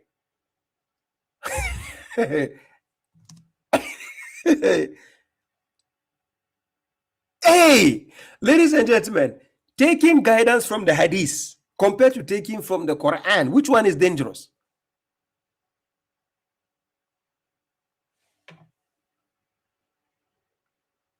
Hey!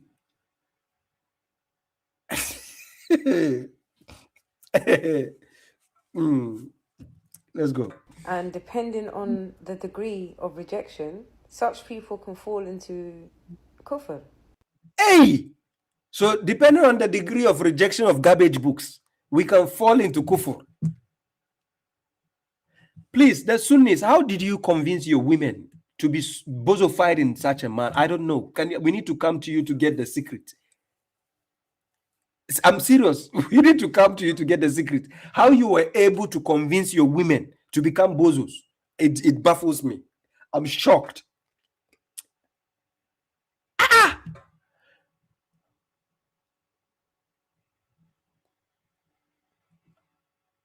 Hey! New converts is Papa, you're very dangerous. Let's continue. You know, being an apostate. Hey! Apostating me. Murtad. And if they completely reject the sunnah and anything that's not in the Quran, they do not believe in it, then these are kafirs. Hey!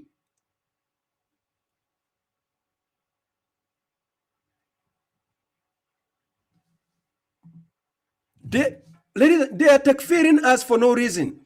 Look, I'm going to quote one hadith for you from their hadith books.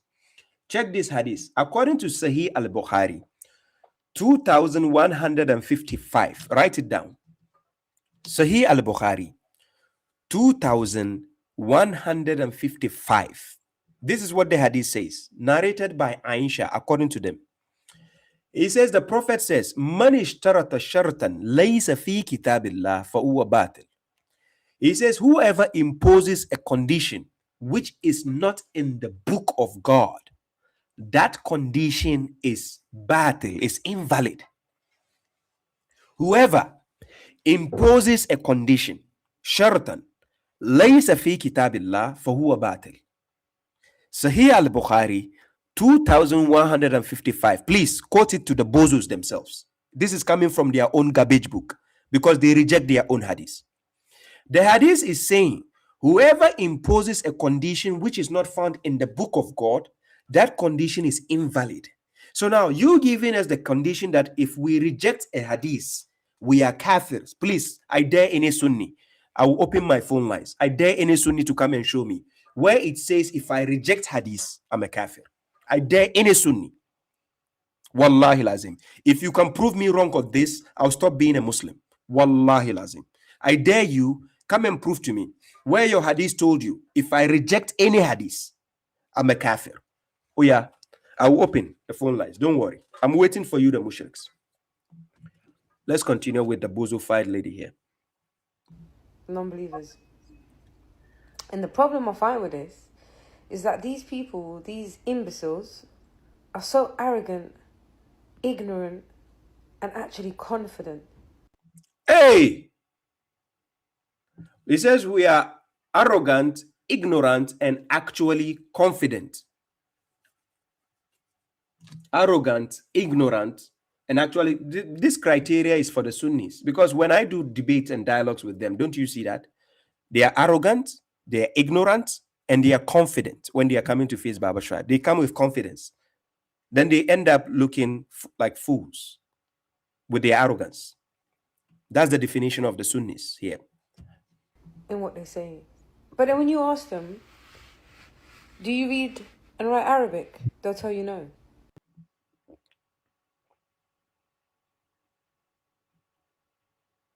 Is it every sectarian who reads Arabic? Is it every Sunni or sectarian you know who reads Arabic? Really? If you ask them, have you read the Quran? They'll tell you no. Is it every Sunni that have read the Quran? Is it every Sunni that has actually studied the Quran? Because the last time I checked, even the scholars of the Sunnis don't know the Quran. You saw when God Logic has to teach Muhammad hijab, even the Quran, has to show him verses that he is not even aware of from the Quran. Muhammad hijab is an Arabian, by the way. And he doesn't know what the Quran says. It takes a Christian to show Muhammad hijab what the Quran says. Or they may say, yes, I've dabbled here and there, read a little bit here, read a little bit there. So you're telling me, just out of your own whims and your own desires, you are going to come and discuss the principles of Islam? This lady has a personal issue with some ladies in the Quran alone movement. I think so. It's a personal issue. I think she was bored on that day and she needed somebody to vent and anger on it. Yeah, that's all. That's how I feel like when she was doing this video.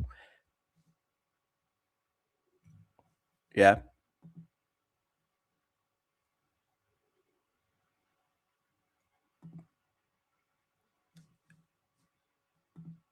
Yeah, that's let's continue. Hey, hey, no, the sectarians. Hey, peace to you, Rachel Green. You're welcome. You see, the problem with sectarians, the way their mindset and their brain works is just amazing. Like, the level of intellect they have, I don't know how it works though, but it amazes me, it baffles me, it amazes me at the same time. I think they have superhuman brains, but made in a cartoon world. Let's go. With no qualifications, no credentials whatsoever.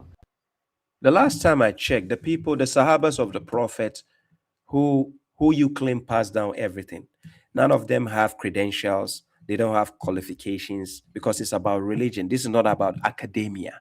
What foolish issue is wrong with these sectarians? We are talking about the truth. The purpose of the Quran is to establish the truth.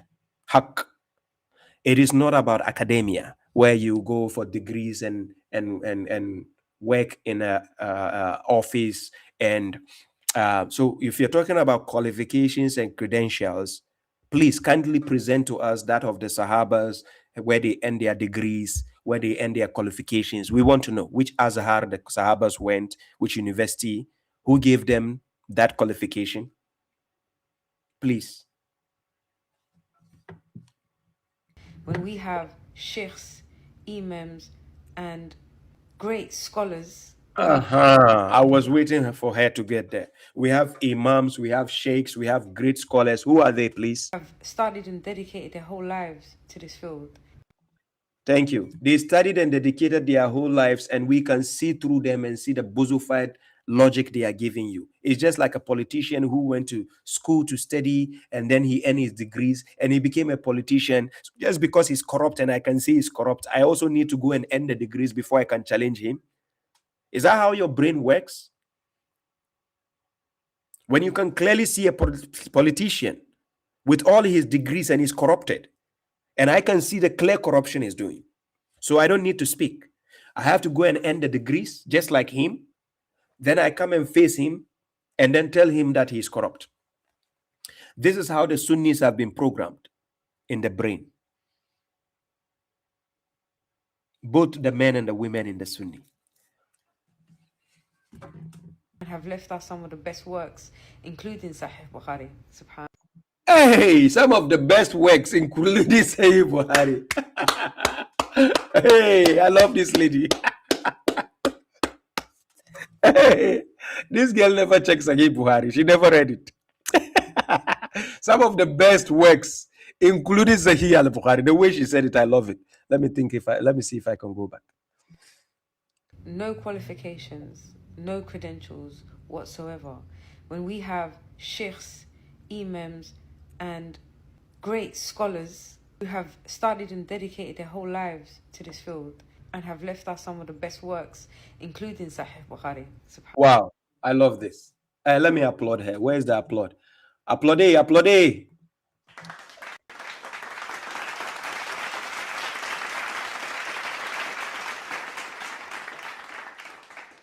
Ladies and gentlemen, you heard that? Some of the best works, including Sahih al-Bukhari. So, ladies and gentlemen, don't forget that. Sahih al-Bukhari is one of the best works. Those garbage books. Don't forget, it's one of the best works. And you want us to take advice from someone like you, someone who called the Sunnah cult. Do you know that automatically by default, you're also referring to the Prophet as a cultist? No, but the Prophet was not a Sunni. Hey, my sister, what is wrong with your brain? When we call the Sunnis a cult, and you say automatically we are referring to the Prophet as a cultist, the Prophet was not a Sunni. Look, seriously, who married this lady? Is she married? She has to marry, seriously. Somebody has to marry her. Like, wow, seriously. If we call the Sunnis cult, oh my God. And she said we are automatically calling the Prophet a cultist. No, lady, the Prophet was not a Sunni. Oh my God. Does she have a brain? I know she's in UK, but I think her brain is from Temu.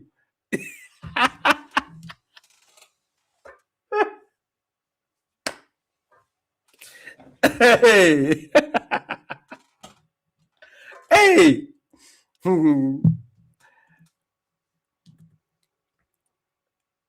Like, seriously, what kind of... Hey, so the Sunnis are so dumbed down that it affected their women. Like how? I'm going to repeat that part. Do you know that automatically by default, you're also referring to the Prophet as a cultist? Because if the Sunnah is a cult, then the Prophet ﷺ must be a cultist. Oh my God, she doesn't know what she's saying. The Prophet was not a Sunni. The Prophet never gave anybody a religion called Sunnah. Oh my God.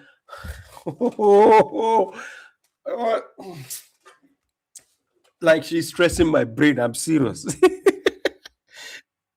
Oh my God, she thinks she's intelligent. She thinks she's intelligent. Oh my God. Oh.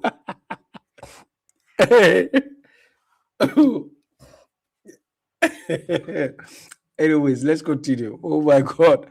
And God, give me the strength to listen to this video till the end. Astaghfirullah. No respect at all. I like the way she says astaghfirullah. This girl has a personal issue with some of the Quran followers, the ladies. I'm serious.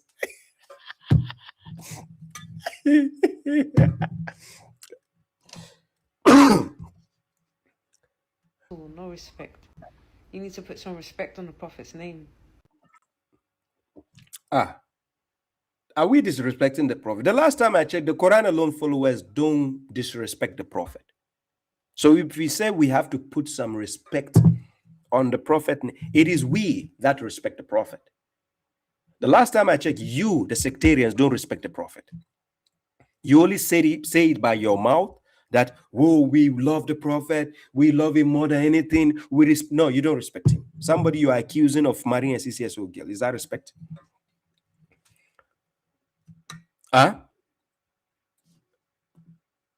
Is that respect? Somebody you are claiming he sleeps with 9 women in your hadith book, is that respect? Seriously, we should put respect on his name. We respect the Prophet. Let's continue. Peace be upon him. You also stated that Muslims who follow hadiths are mushriks. This thing, it burns them to the core. And this is why Baba Shuaib would never, God willing, stop calling them mushriks.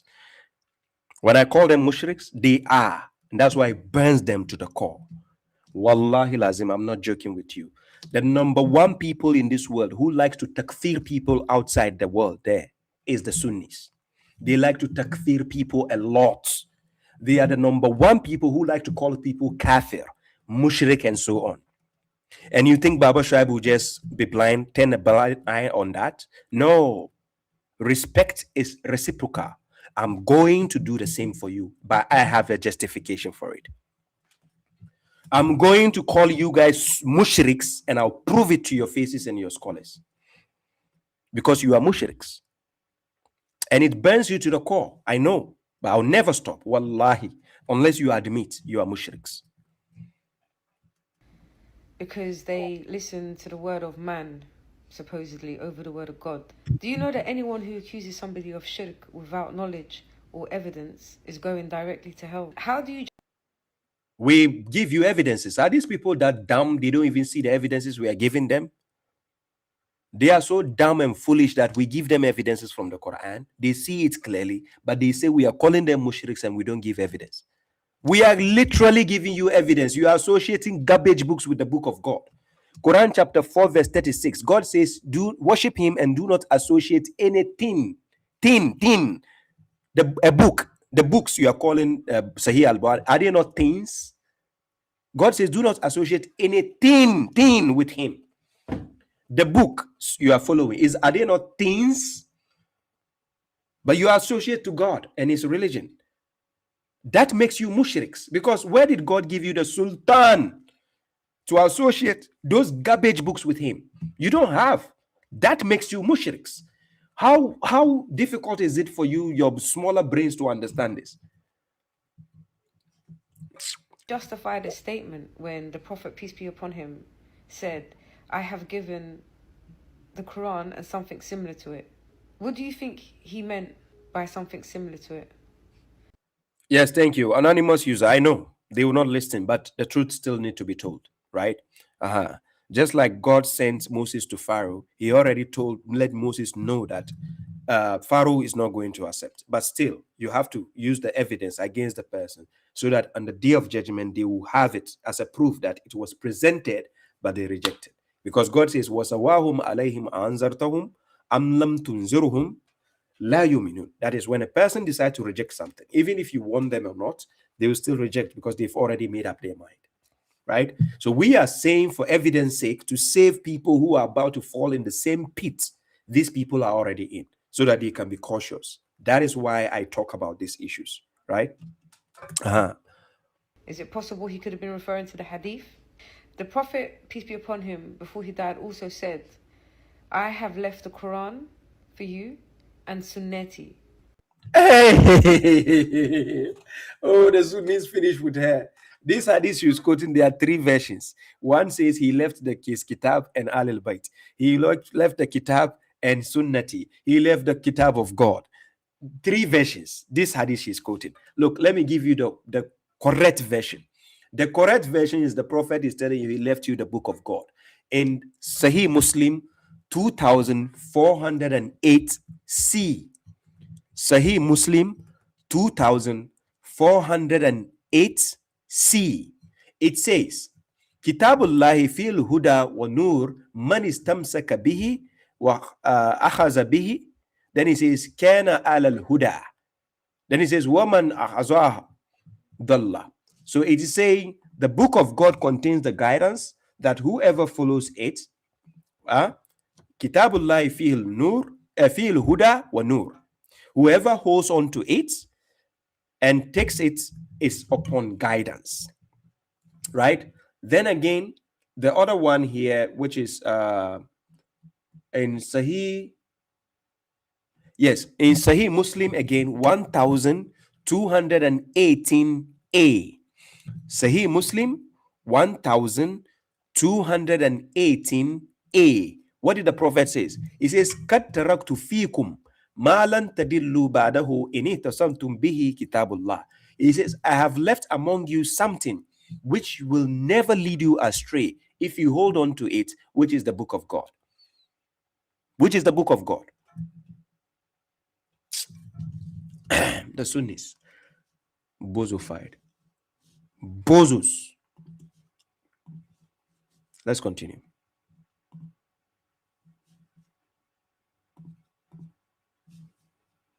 Could he be referring to the hadith? If hadith should be rejected and only the Quran should be accepted, would Allah not have made this clear? Ah! Oh my God. Does he know the Quran at all? He made it clear, chapter 45, verse 6, in which hadith after God and his verses will they believe? It is clear. Does she even know the Quran? Oh my God. Oh my God. I cannot call her my sister. She's not. Because the last time I checked, I don't have any sister who is a bozofied like this. No, she's not my sister.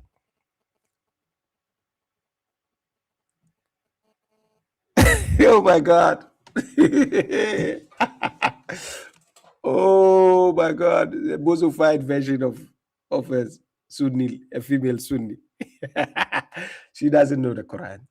Do you think Allah, who is the all-wise, the all-knowing, was not aware that hadiths were going to be compiled over time and would become a crucial part of Islam? Do you not think that he would have made it clear that we should reject hadiths and only follow one book, which is his book? So now my question to you is, prove to me in the Quran that we should reject hadith. Oh my God. Oh my God.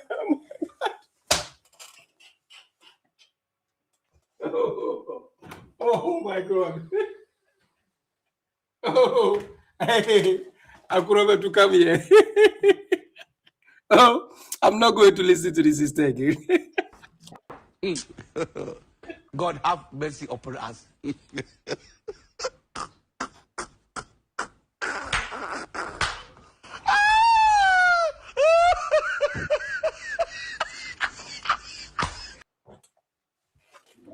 Like, are you kidding me? Oh. Guys, in the beginning, you remember she said arrogance, ignorance, and confidence. She was talking against Quran alone followers, and she says we are arrogant, ignorant, and confident. These three definitions she gave directly defines her. I'm serious. She has PhD, post heebie-jeebies disorder. I'm serious. She has PhD. She has it. This is not ADHD. This is not ADHD. No. This is PhD. Oh, like I need to change the subject. H-bomb. I'm tired. I cannot go throughout the video. Like, she's the dumbest ever. Among all the females in the Sunnis, she's the dumbest I've ever listened to. Oh my God. I cannot continue with the video. I can't. Yes. D45 servant of God. Yes. I can't. She doesn't know what she's saying. She doesn't know what she's saying. They don't read the Quran. They don't. I'm serious. Faisal was saying they don't know what the Quran says exactly. Yes, Sister Iram, she's a liar. She is a liar. Yes, she is a liar. Like, oh my God. Oh my God. Oh my God. No, it's okay. I'm not going to do the full video on her. No. Guys, should I continue with the video? Maybe we get something more important. We get some more PhD from what she has to say. Please, let's make a vote. Should I continue with a video? There is 6 minutes more left. Please let me know if I should continue with her video or not. Please. Let's make a vote. Should I continue with the video? Okay, so far we have no is taking over. We have no is dominating. I should pick a mushrik. I'm going to pick a mushrik after this. I'm picking up the Sunnis after this. So wait.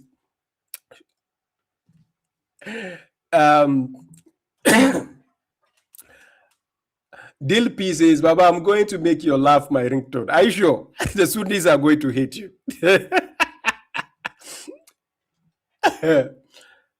Guys, most of the people are saying no. I'm not going to continue. Let's take it away. Oh my God. And I have 6 minutes on her video. So imagine 3 minutes already wasted, and this is the bozo fight she has to say. Imagine if I finish the other 6 minutes to make 9 minutes. Oh my God, that's terrible. Seriously. What? Wait, I have one Sunni video here. Look at what the Sunnis do here. Look what they do. They say it is sunnah. Let me show you this one. This is the barakah. You should finish your with the fourth finger first, then the middle finger, then that finger, then that finger, and then end with the pinky. Yeah? That is sunnah. This is the sunnah of who? Of eating rice. Yeah, of eating rice from the Prophet sallallahu alaihi wasallam. Yeah? Lick your fingers. Oh my God. Oh my God. What is wrong with these Sunnis? They may be... Oh my God. Guys, he says it's a sunnah.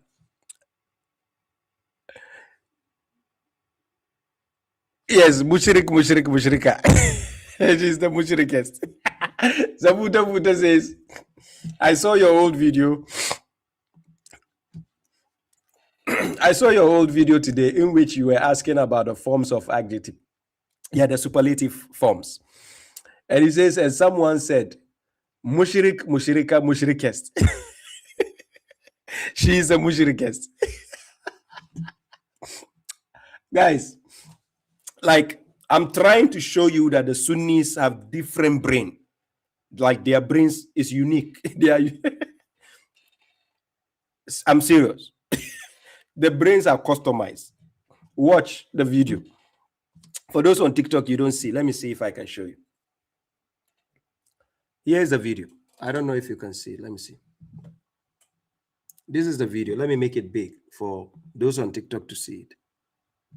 This is the video, right? Now watch this video.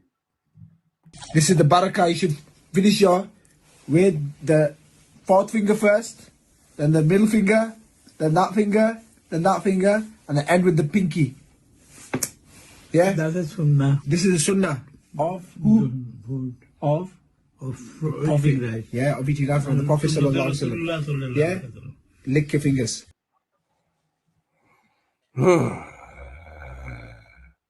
Guys, so it is sunnah. You feed an adult, you let them lick. This is, it's not gay. It's not gayism. Yeah? They say it's sunnah.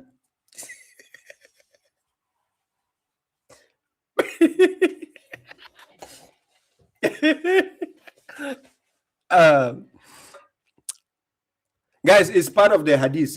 It's in the hadith. It's found in the hadith. Yeah. So it is sunnah. You can also do it. You go to Jannah. Oh my God. It's amazing the way their brains functions. I'm serious. I don't know. There's one more video. I don't know if matters I should. legislation haram and halal in both the Quran and the Sunnah are equal. Applying matters of belief found in the Quran in the Sunnah is equal.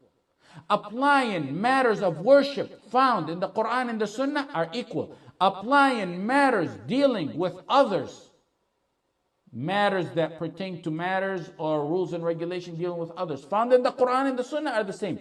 What's in the Sunnah authentic, when you're told to do it, is no different than when it's in the Quran telling you to do it. No difference. Meaning, when Allah says do, don't, and the Prophet ﷺ says do and don't, it's the same. Why? Because both the Quran and the Sunnah came to us on the tongue of the Prophet Muhammad ﷺ. We got it through the tongue of the Prophet Muhammad ﷺ. The meaning of both revelation, the Quran and the Sunnah, is from Allah. You're obligated to do what you're told in both the Quran and the Sunnah. Of course, the authentic Sunnah. And to both the Quran and the Sunnah, you say, I hear and I adhere. In huwa illa wahyun yuha. He's nothing but a revelation, the Prophet ﷺ. Yes, the Quran in other matters has higher status. For example, the Quran is the word of Allah. The meaning of both is from Allah. The Quran is the word of Allah. The hadith is the word of Allah, is the word of the Prophet, the word of the Prophet ﷺ. The meaning is from Allah. Recitation, another matter where the Quran is higher status, the recitation of the Quran. You get 10 hasanat for every single letter you read in the Quran. That doesn't apply to the Sunnah. So it has a higher status in that. A third area where it has precedent in the Quran, many of the ulama say that you cannot touch it without, it's a disputed matter. The majority go to the fact that you can't touch it without having wudu, which is not disputed in the hadith, which you should show respect, but it's not a disputed matter in the hadith. Obedience to the Prophet ﷺ must be total, complete, blind obedience. You can't pick and choose. You can't say, oh, in the masajid, I'm going to take the ibadah, in salah and that. But outside the masajid, it's a whole different story. Legislation, rule, and hakimi, that's a whole different story. Or you're going to say, I pray and fast and I wear hijab, but then suddenly a traditional event comes where the family do it and you collapse, and it's a major sin, and you collapse in front of that, and you go ahead and do it. وَمَا كَانَ لِمُؤْمِنٍ وَلَا مُؤْمِنَةٍ إِذَا قَضَى اللَّهُ وَرَسُولُهُ أَمْرًا أَنْ يَكُونَ لَهُمُ الْخِيَرَةُ مِنْ أَمْرِهِمْ وَمَنْ يَعْصِ.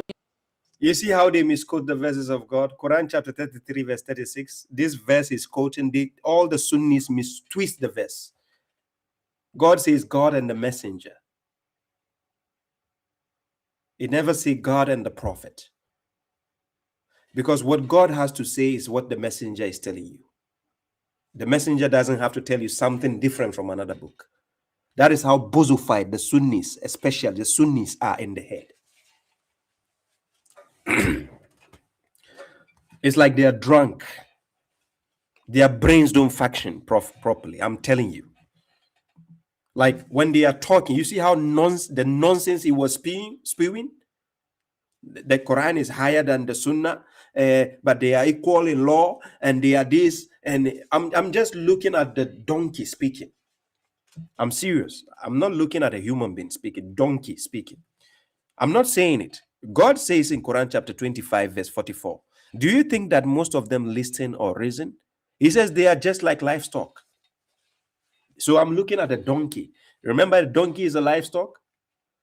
I'm not insulting him. I'm telling you who I'm watching. It's a donkey speaking. No intellectual person will be saying that nonsense he's saying, that the Quran and the Sunnah are equal. You must be a donkey to say that statement. Wallahi lazim. No human being in his intellectual capacity will be saying that nonsense. Yeah. Anyways, away with the mushriks, right? I just played this guy to make it the seal because I use the women. I put the women. So in order not to let the women feel like they are left out, sorry, they are. I'm only focusing on them. I put the man to seal the ice cream. So the man, what the man said cancels all the what the women said. So you can see the man's bosofied brain is more than is worse than what the women have to say. Anyways, ladies and gentlemen, anticipate. Keep your fingers crossed. I'm going to start bringing the mushriks. But let me put the invitation link here. Now it's time to bring the mushriks. Let me put the invitation link here. In the comment section, if you are joining as a guest via the video, here is the link here, right? Okay, before I go to the link, ladies and gentlemen, like I said, the notion for the dear sister, we already have about 75%. Please, if you can complete it for her and let her do the final listing. So we are almost done with that. 75% done. Please, let's fulfill that for her and make it a blessed memorial stone for the dear sister, right? You can see that is the QR code on my right hand side on the corner of the page, right? And again, the animal sacrifice for the elderly people back in Ghana here. I shared the link for the GoFundMe on the community side on YouTube. Is there, right? But that is the link here on the page down there also for the animal sacrifice, trying to buy these animals for the sacrifice for certain communities, right? For the to be distributed to the old people to also enjoy the festive time. But we are in the sacred month, so don't forget. It's a sacred month. There's a month of Zulhijjah where it's coming to, when it comes to an end, then the new year starts, according to the lunar calendar. So pay attention. That is the link for it on GoFundMe. And you find this same link on, if you go to the greatquran.com, the website, you look down, you see the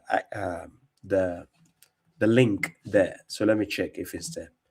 On the Great Quran website where you can read the Quran, the link is there. Let me see if it's still active.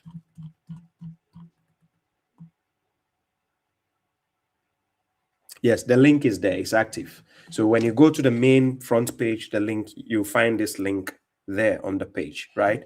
So thank you to, I appreciate all those who supported. God bless you for this.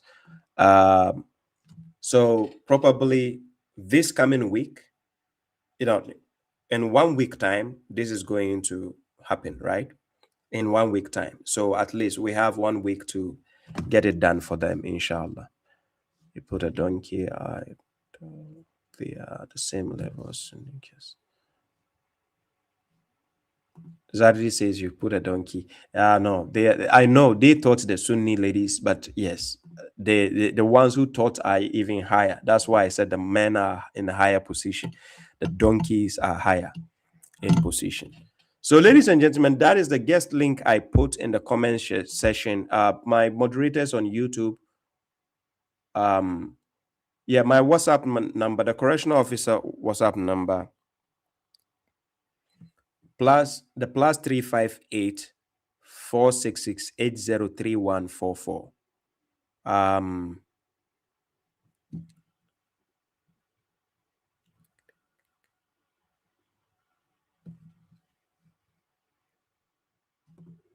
Okay. Okay, that's the Kirby this thing. Let me put it here for you so that you can find a link to if the QR code doesn't work for you, I'm giving you the QR code, the link where you can actually make a donation to that, right? So here. Now for the Kirby, if you check the comment section, I just put it in the comment section here. This one. So when you check from YouTube, right, this is the link, the GoFundMe link for the Kirby family up there. You see up there. right? That is the link I just put on the screen, and it's in the comment section also. So for those on YouTube, my moderators, if you can highlight it, that is for the Kirby, right? You can put it, and yeah, you can see the link. So you can copy it when you, even when you rewatch the video, you see it, right? And then this one is the one for GoFundMe for the animal sacrifice for the old people in Ghana, right? So there's two links, right? But let's fulfill the first one first, which is the Kirby family. Let's fulfill that one for her.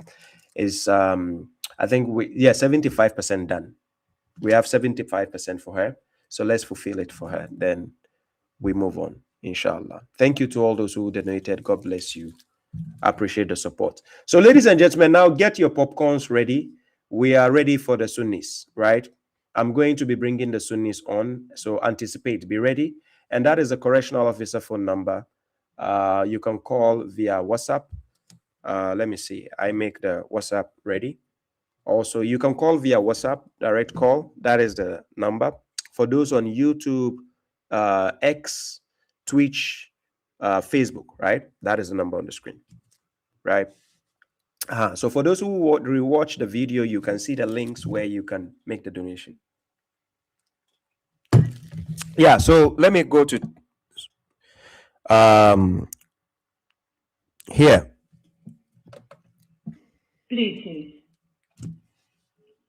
Bluetooth connected. Assalamu alaikum, brother. Wa alaikum assalam. Your name and where you're calling from? I'm from Philippines, brother. You are from Philippines. Your name is what you said? My name is Abu Asraf Al-Ash'ari. Abu Asraf. Okay, no problem. Abu Asraf, so you are in the comment section. We are desperate. Have you ever been on my live stream before? One time before. You were only on my live stream one time. Yes. Can I ask you, brother? But have you ever called on my live stream before? No. You never called on my live stream. Okay. So why were you desperate in the comment section? Even though I was talking about I was doing a program.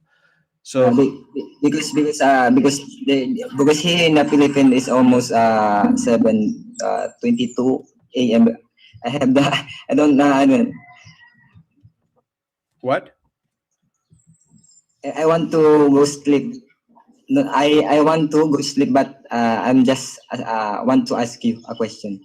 So you want to ask me a question before I going to sleep? You want to ask me a question, or do you want to have a dialogue? Yes. You want to have a dialogue? Can I ask you, brother? Well, let's get the clarity. Don't be in a haste. Yes. I say you want to have a dialogue, right? No, question. Dialogue and question. That. Okay. What's the question? Okay. My question, brother. Do you aware that Quran is there is no have a contradiction? Do I believe that the Quran doesn't have contradiction? Yes. Yeah, I believe it doesn't have a contradiction. Okay. Can I ask you, where is Allah by the context in the Quran? He is everywhere. Chapter 57, verse 4. God is everywhere. Okay. Can you explain me that ayat that the Surah Baqarah 86? Allah Subhanahu wa Taala said, "Wa idza salaka idari inni fa inni qarib." That answers the question still. He is everywhere, which means he is with you. He is everywhere at the same time. No. Hey, can you explain that? Allah Subhanahu wa Taala said in the Surah Al-Baqarah, ayat 286, "Wa idza salaka ibadi fa inni qarib." It's not 286. It's not 286. It's 186. 186. Yes. 186. So can you explain that ayah? Okay, so if my servant asks you about me, tell them, indeed, I am near. I answer the supplication of a supplicant when he invokes me. What is the problem with what he said? So can you explain that, brother? Because the Quran is telling us. I just did. In the surah, okay. I just did. Wait. I'm just explaining. Are you explaining what? Okay, can you explain that ayah? I said I just did. It says, whenever my servant asks you about me, then indeed I am near. I answer the supplication of a supplicant when he invokes me. That is what you quoted. Oh, so, no. So what is your interpretation that ayah from that ayah? I just read the verse to you. And I'm asking you a question. What is the problem with the verse? No. Because you quote a verse in the Quran, wa huwa ma'akum aynama kuntum. So now Allah subhanahu wa ta'ala said in the Surah Al-Baqarah, ayah 186, wa idha salaga ibadi inni fa inni qarib. Now tell me, how do you interpret that ayah? But that is the same with the 57:4. 57:4, he's with you wherever you are. Okay. Wait. Okay, I gave you exemption. Wait. I gave you exemption. I said wait. Are you a Sunni? I'm Ash'ari, Ahlus Sunnati wal Jama'ah. So you are a Sunni. Yeah, that is a Sunni. So now, guys, listen to him carefully. I think he's not listening to what I'm saying, and I don't think he understands the question he's asking me. Chapter 57, verse 4. God says he's with you wherever you are. You, the people, wherever you are, he's with you. Then chapter 2, verse 186. He is telling the messenger to tell the people that when my servants ask you about me, tell them I'm near and I answer their supplication. What is the difference between this verse and that verse? They are the same, because God also already said in 57:4, he is with you wherever you are. Okay. So it's clear, brother. So can you read the first ayah in the surah that verse you read that wa huwa ma'akum in the top of the ayah. The 57 verse 4. Can you read this ayah? This ayah, can you read that? Allah subhanahu wa ta'ala said, wait. هو الذي خلق السماوات في ستة أيام ثم استوى على الأرش. So read that verse now, that and explain that. He said what do you interpret that? No problem. Wait. He is the one who created the heavens and the earth in 6 days and then sat firmly on the throne. He knows whatever penetrates into the earth and whatever comes out of it, and whatever descends from the heaven and whatever ascends therein. And he is with you, because God is not a human being. So you don't have to be picturing him as a human being, where that he is in Finland, so he cannot be somewhere. Don't picture him that way. He is with you wherever you may be, and God is cognizant of whatever you do. What is the problem? Okay, who is the summa stawa al arsh? Who's that? Allah, or it that or sifat? Brother, in the ayah, because the ayah tell us summa stawa ila al arsh. He is above his throne. So it can be understood metaphorically. Now, when we talk about so the Quran is contradicting because you're interpreting yourself. Oh my God! Your own self. You do not get a tafsir to the ulama of mufassirun. Go and get married. Go and get married. It's okay. Go and get married. You need to marry. Get married, but don't marry a woman from Philippines. You should marry somebody from USA or UK. I think that will make it more, better. If you marry somebody from Philippines, you make it worse. Please get married, okay? You are not making sense.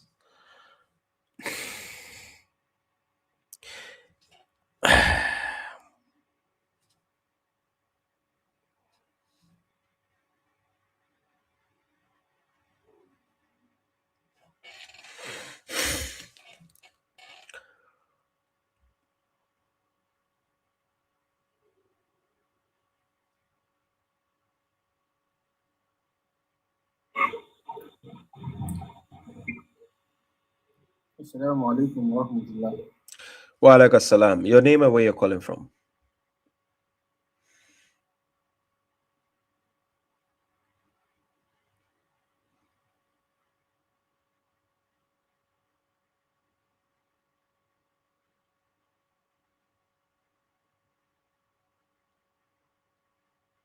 Recently started. Sorry for my English because foreign language doesn't shows the intellectual or IQ of somebody.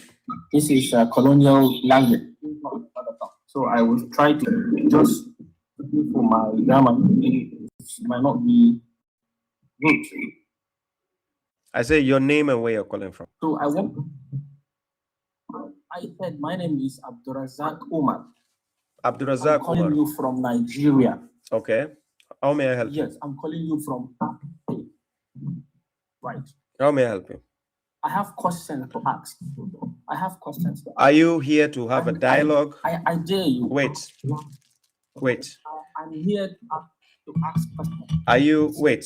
I want clarity. Wait. I want to say something. Wait, I want clarity.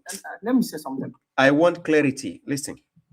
Are you here for a dialogue or just to ask a question?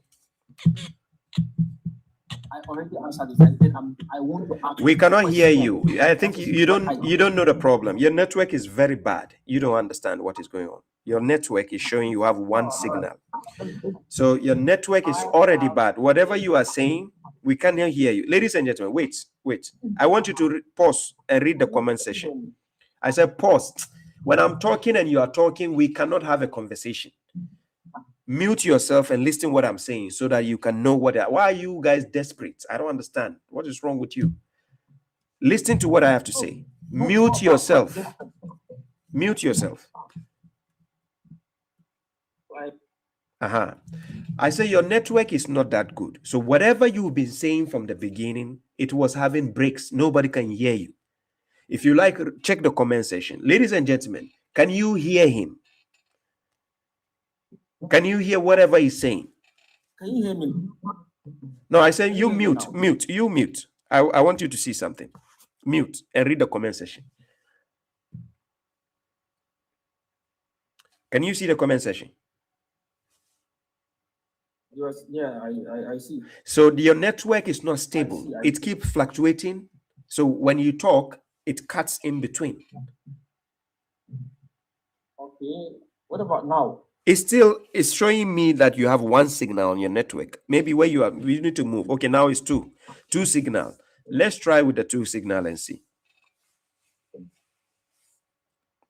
Are you with me now? Yeah, now wherever you are standing, stand there now.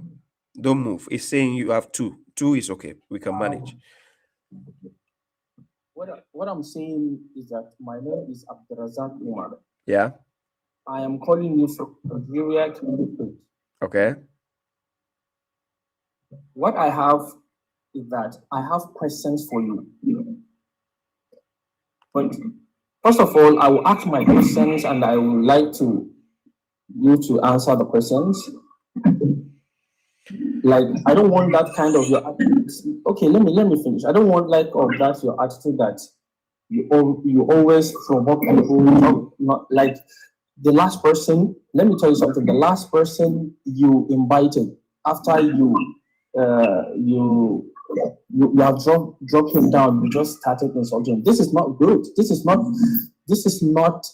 the attitude of somebody that have a very high IQ or. No, this is totally good. This is totally not good actually. So you have to stop doing this. You always trying to insult people. This is not good actually. So let's talk amicably, respectively. Can I respond? Understand? Can I respond to you on that? He's a human being. Just I said, can I respond to try to you talk on badly that? with somebody. Can I respond to you on that? Yes. What insult? What insult did I do to him? He said, you know, don't ever marry somebody from that area of English. What is this now? This is something. I said, that oh is, wait, no, wait. this is, Where is the insult? Tell me the insult I did, and give me the context of what I said, please. You said don't ever marry a lady from Philippines. And then what did I follow with? Yeah, because you started saying something.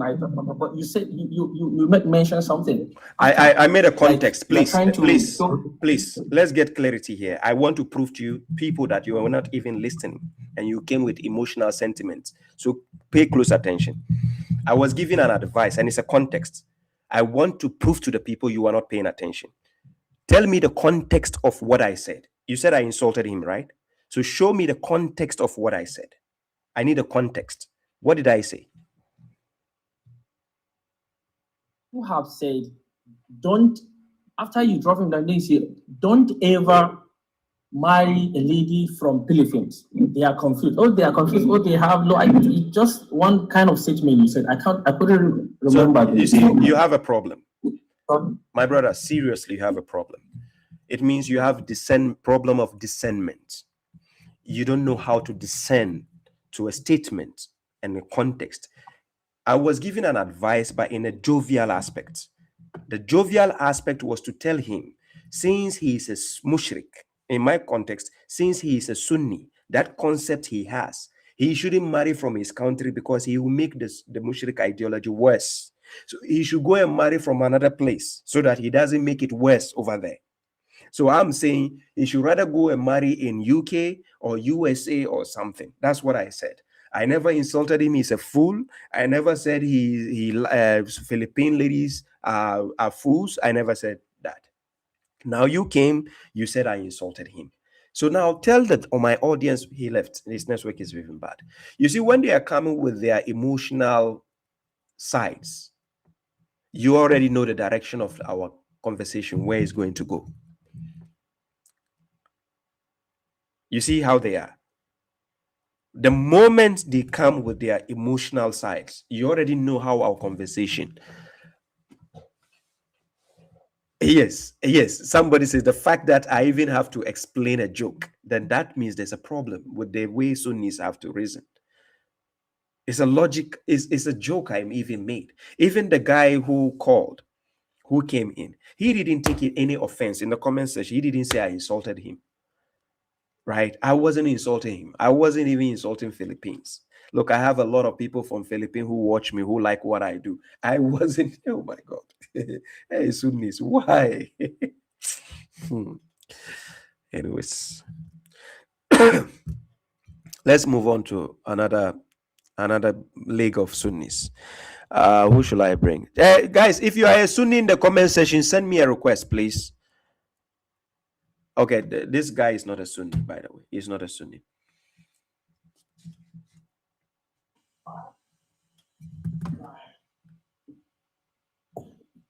What? Hello? Peace, bro. Oh, peace, Baba. How are you? I'm doing well. How about you? Pretty good. So I just had a question. Yeah. Not an argument. No problem. But I was reading the Quran, and I was reading in chapter 5, verse 51. Chapter 5, verse 51. And it's talking about, it's talking about taking the Jews and Christians as allies. Yeah. And I couldn't understand the context. I was wondering if you could explain the context of that verse.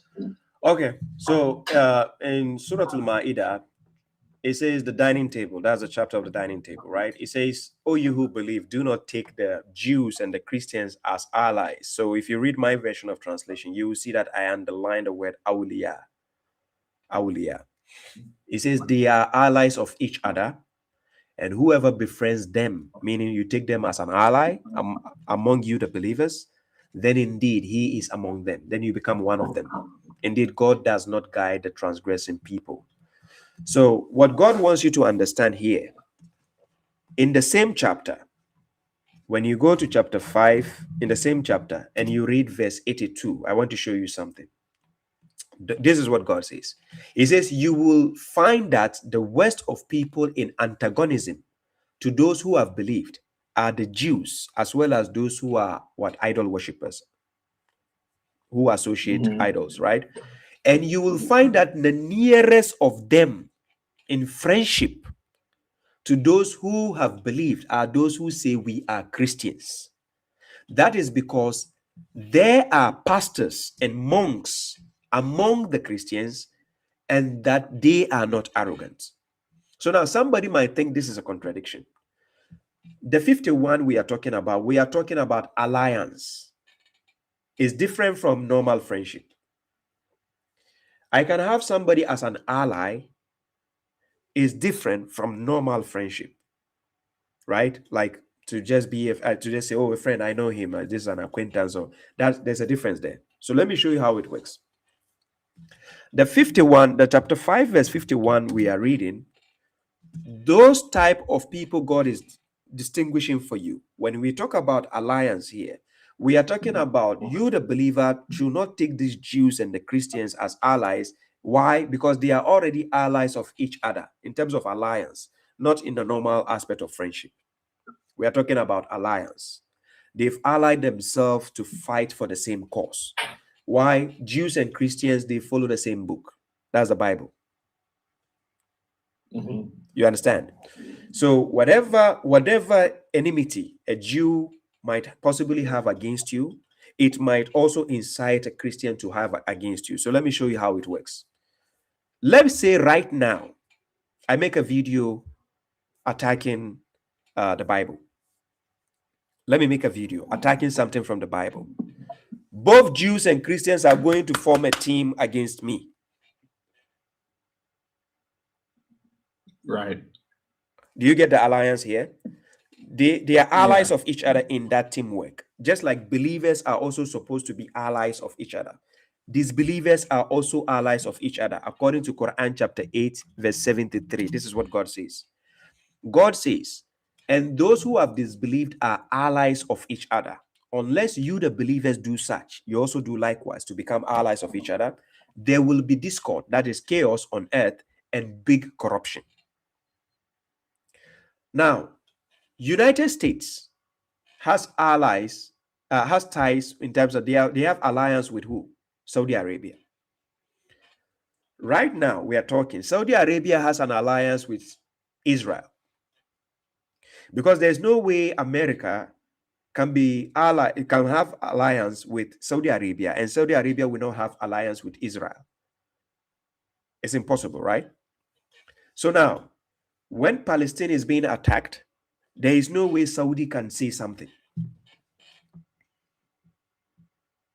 That is when Palestine is being attacked by Israel, there's no way Saudi can object. They have to be quiet because they've already messed up with the alliance. They have the alliance with America.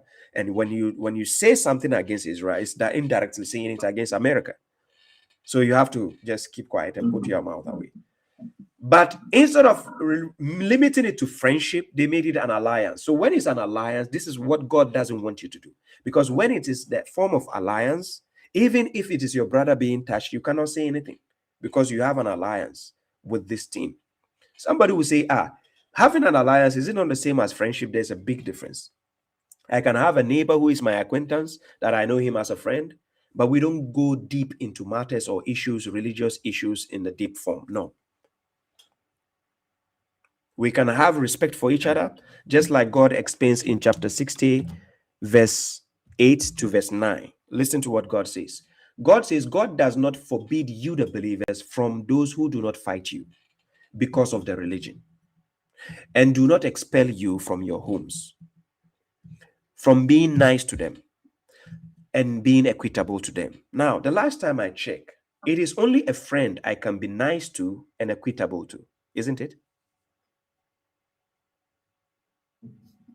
The last time I checked, it is only a friend I can be nice and equitable to. Yeah. It's somebody I consider a friend that I have to be nice to and to be equitable, to act just with. That's somebody I consider a friend. I'll be nice to you and I'll be equitable to you. Okay. But then God goes ahead in verse 9 and he says, God only forbids you from those who fight you because of their religion. That is the number one. So in order to not have alliance, the moment a Christian and a Jew hate you because of your religion, you can never have a alliance with this person. It's not possible. Okay. It's not possible. And this same person expels you from your homes and assists in your eviction from befriending them, and whoever befriends them, then they are those who are the transgressors. So the moment somebody hates you because of your religion, the moment you say, I'm a Muslim, I practice the Quran, and they hate you already without trying to understand you, how can you have an alliance with such a person who already hates you because of your faith? How can you have a teamwork in anything with this person? It doesn't work. Okay. So can you tell me if I understand you correctly? So basically, what it's warning against is finding ourselves in situations where we have to be loyal to a disbeliever against a believer. Exactly. Something of that says being loyal in terms of pledging your allegiance or being in alliance with a team who is rather a believer is the best option rather than going to be an alliance with somebody who is already in hatred of your religion. Mm-hmm. Are you getting my point? A Christian can be nice to you as a friend, but the moment they know you are a Muslim, they can be smiling with you, but they hate you on the outside, on the inside. I'm serious. Yeah. Yeah, I'm serious. Okay, I see your point. Yeah.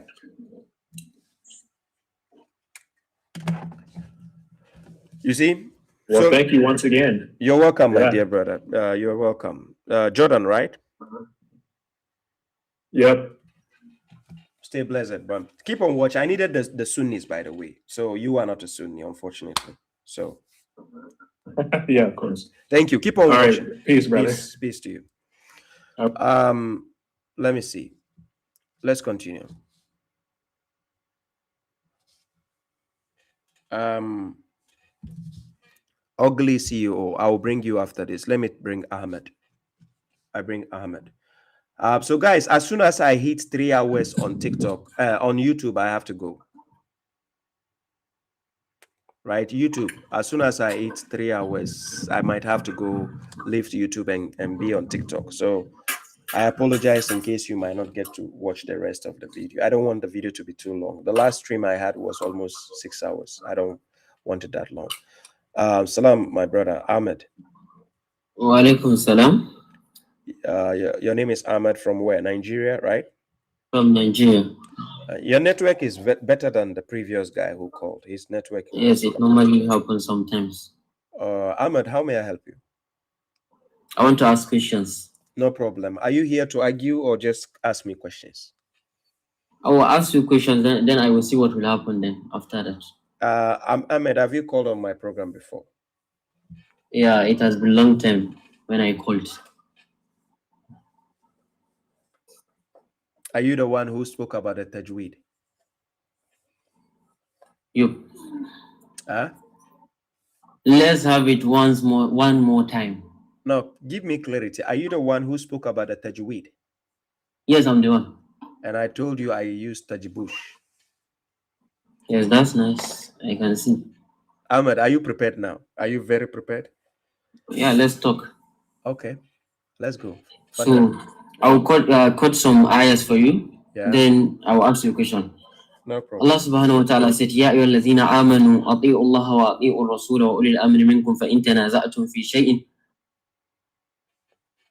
in kuntum tu'minuna billahi wal yawmil akhir dhalika khairun wa ahsanu ta'wila. He said, obey, ya ayyuhalladhina, you believe, obey Allah and obey messenger wa ulil amri minkum, and the authenticity among you.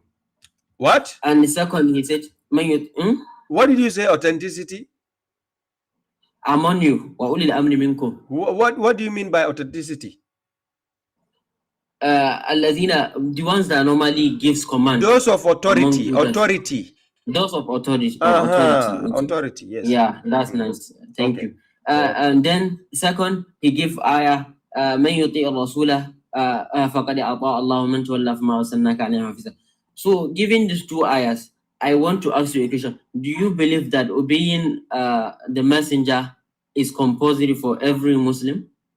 Yeah. It's a requirement for a believer to obey the Rasul. Yeah. Okay, thank you for answering that question. Yes. Then secondly, is Quran kalamullah or kalamul Rasul? It is the word of God coming from God through the messenger. So it's both the kalamullah and kalamul Rasul. Because God says, Man yuti wa man yuti rasula faqad ata Allah. So if the Rasul didn't give out the kalam, there's no way we can know it's coming from God. So Quran is both kalamullah and kalamul Rasul. That is why he says, Innahu laqawlu Rasulul Kareem. Chapter 69, verse 40. Okay, I'm asking you. When he said, Innahu laqawlu Rasulul Kareem, yes, Rasul means messenger. Thank you. So when a king sent a rider to buy something, who has who has that in the rider bought? Who has it? Just a question. Who has the right, the thing, the rider? The one, okay. Who sent For the example, rider. I sent, I'm coming. Calm down. Sorry. I sent somebody to buy something for me as a messenger. Who has the thing? You the one who sent the messenger. You has the thing. Yes. So it means it's kalamullah. Let me give you ayahs. Wait a minute. Where he says innahu laqawlu Rasul Kareem. What is your definition to that statement? He didn't say. He said is one qawl means saying of Rasul, of messenger. He didn't say Nabi. Yeah. He didn't say Nabi. And calm down, hear me. Stop. Hear me. Oh, please, I'll give you some don't reference. use the word calm down. Okay. No, don't use the word calm down.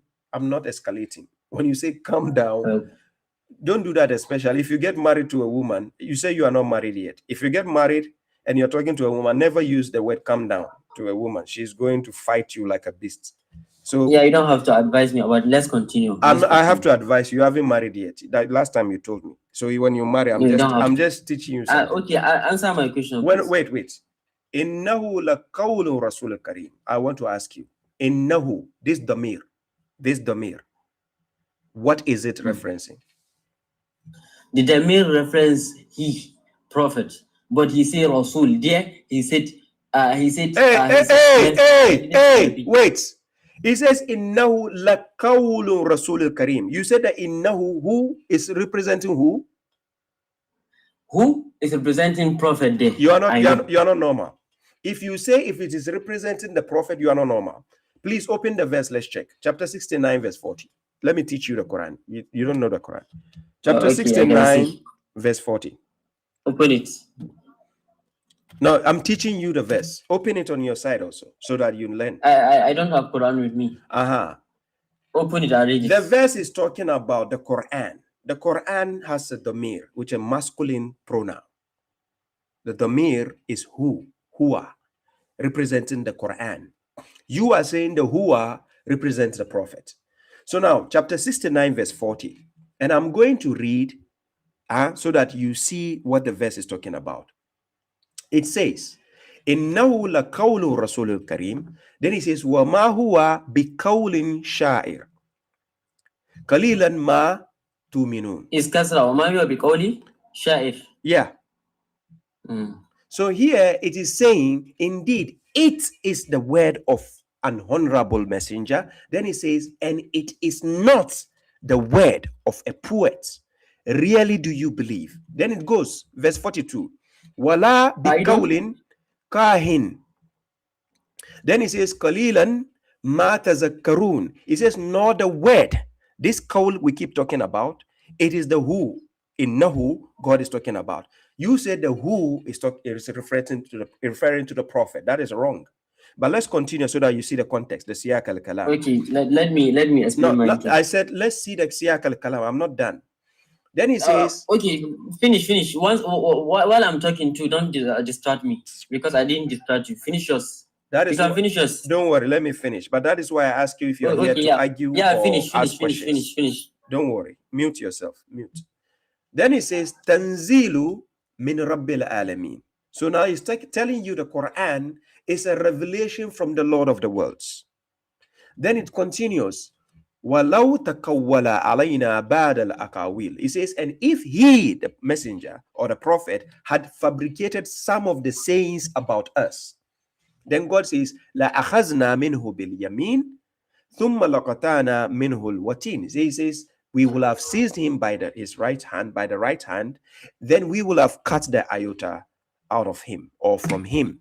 So the context I just read, please, the innahu, is it talking about the Quran or is it talking about the Rasul? It's talking about the Rasul. Oh my God. Indeed.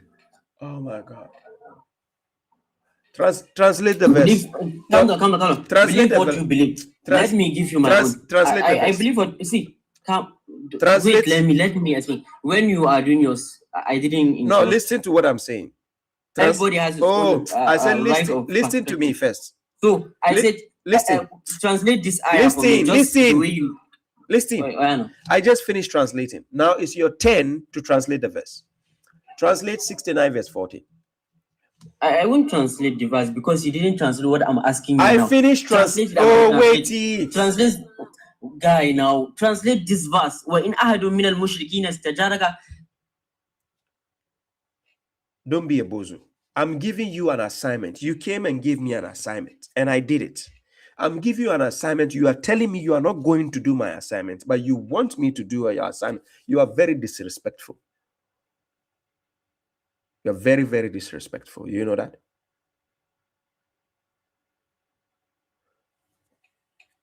Come back. Translate the verse. If you are not translating, I kick you like a ball. Come back.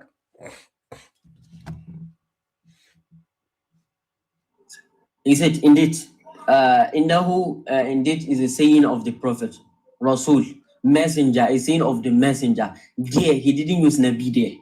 That's the main point here. Why did you let me ask you a question. Let me ask you a question. A messenger there, not Let me ask you a question. Nabi. Earlier on, you said it's a prophet. Didn't you say prophet? I said prophet. So do you admit you are wrong?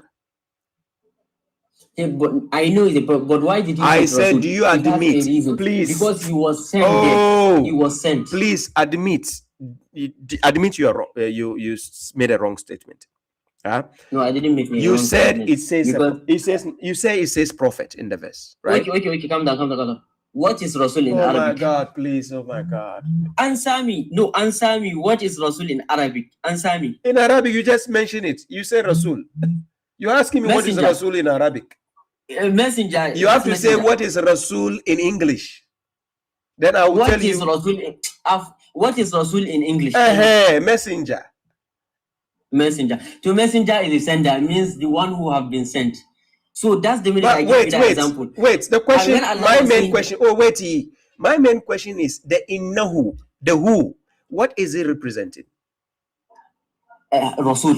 Oh my God. Oh, I just told you the who is representing the Quran. Okay, so now translate. No, wait. It's not. Wait. I want you to translate the verse. Translate the verse. Let's hear the English one by one. Innahu indeed is the saying of what? Innahu laqawl is the saying of what? Messenger. What is this? Okay, what is the saying of the messenger? What is that? What Allah has sent him. What is revealed to him? Okay, what is that? What did Allah reveal to him? Al-Quran. Who said it? Ladies and gentlemen, this guy is an official bozo. You are confused. Ladies and gentlemen, we have an official bozo. I can see. Go and get married. Go. You are just. Go and get married. You never learned anything from the previous time. Go, useless. Oh my God. What is wrong with these bozos? Hey, Sunnis. Oh, my God. Now he's in the comment section telling me I cannot prove myself. I like it when they fail and then they go in the comment section and accuse me of something again. Bozo. Let's continue. Let me bring some bozo-fied mushriks more. Where is the next mushrik, please? Let me see.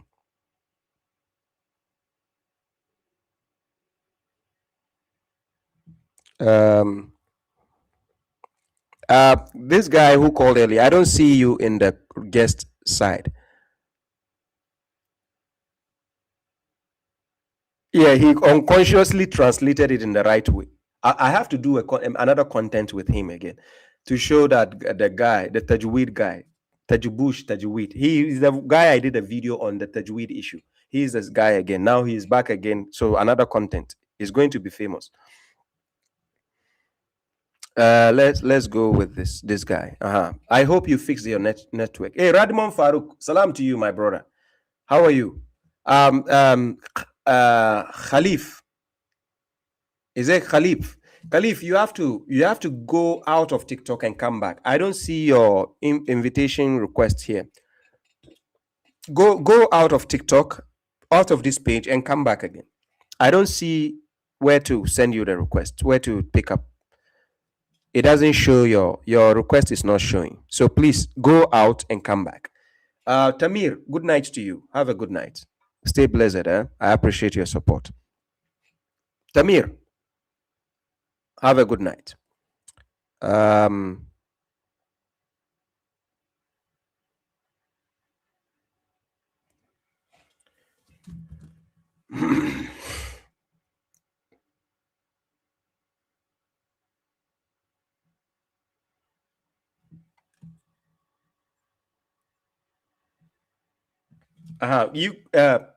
Khalif, go out of TikTok and come back.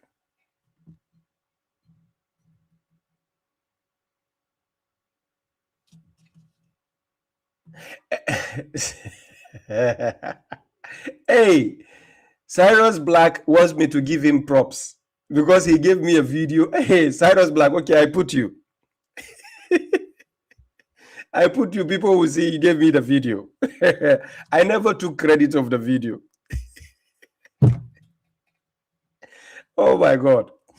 Yes, a lot of people sent me video. Cyrus think he was the only one who sent me the video. Anyways, let's where is he? I don't see you in the comment section, in the guest session. Where are you? Khalif, I don't see your name here. Guys, if there's any Sunni in the comment section, let me know so I can bring you. I don't know which ones are the Sunnis. I prefer picking up the Sunnis. Sunnis. Quran never mentioned Christian. Pick me up and let's discuss. Quran never mentioned Christians, right? Okay, come.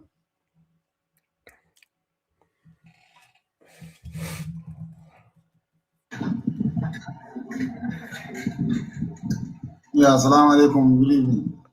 Wa alaikum salam. Your name and where you're calling from? I'm calling from Nigeria. I ask your name and where you're calling from. My name is Jamil. Jamil, have you ever called on my program? It's been long anyway. You call us the Ustaz, right? Yeah. Yeah. You call us the Ustaz about the prayers in the Quran. Yeah. You see, I have a good memory, eh? But of course. You really tried. Yeah. But you said the Quran never talks about Christians. Yeah, you never. Hey! Are you surprised? Let me wear my glasses. Wait. You better wear it. This one I wear. Do you see? I have two different types. There's a red one. Red one is danger. Sorry, I need to wear the red one. Use red one as danger. You on your profile you put the Book of Mormon. You follow the Book of Mormon? No. I just use it. So you said, okay, prove me what your point. I don't understand the point. Yeah, let me start this way. Will Christian gain paradise? Will Christian gain paradise? Yeah. It depends on the context of Christianity you are talking about. So what type of Christian are you defining? Christians are Christian. No. There's no difference. Okay. No. Christians Okay. are not Christians. No. Of course they are. No. Christians are not Christians. Okay. Ask me why. How can you prove it? Why? You just need to understand Christianity in the first place. When we say Okay. somebody is a Christian, it's because they champion Christ, they follow Christ. That's why we call them Christians. It's just like somebody is following. Even Christ itself never existed. Oh my God. You are surprised.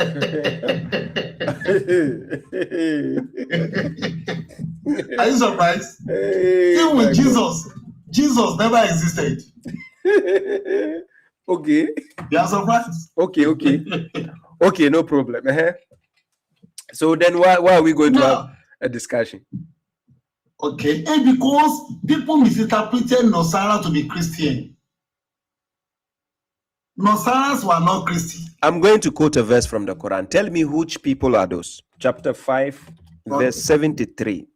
I'm going to read up to 78. When I finish, please tell me which people are those. Okay. According to Quran chapter 5, verse 73, I'm going to put it on my screen so people can see from YouTube and this thing.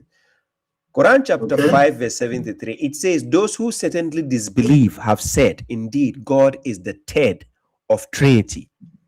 But there is no God except one God. And if they do not refrain what they are saying, a painful punishment will touch those who have disbelieved among them. Verse 74. Will they then not repent to God and seek his forgiveness? For God is forgiving and merciful.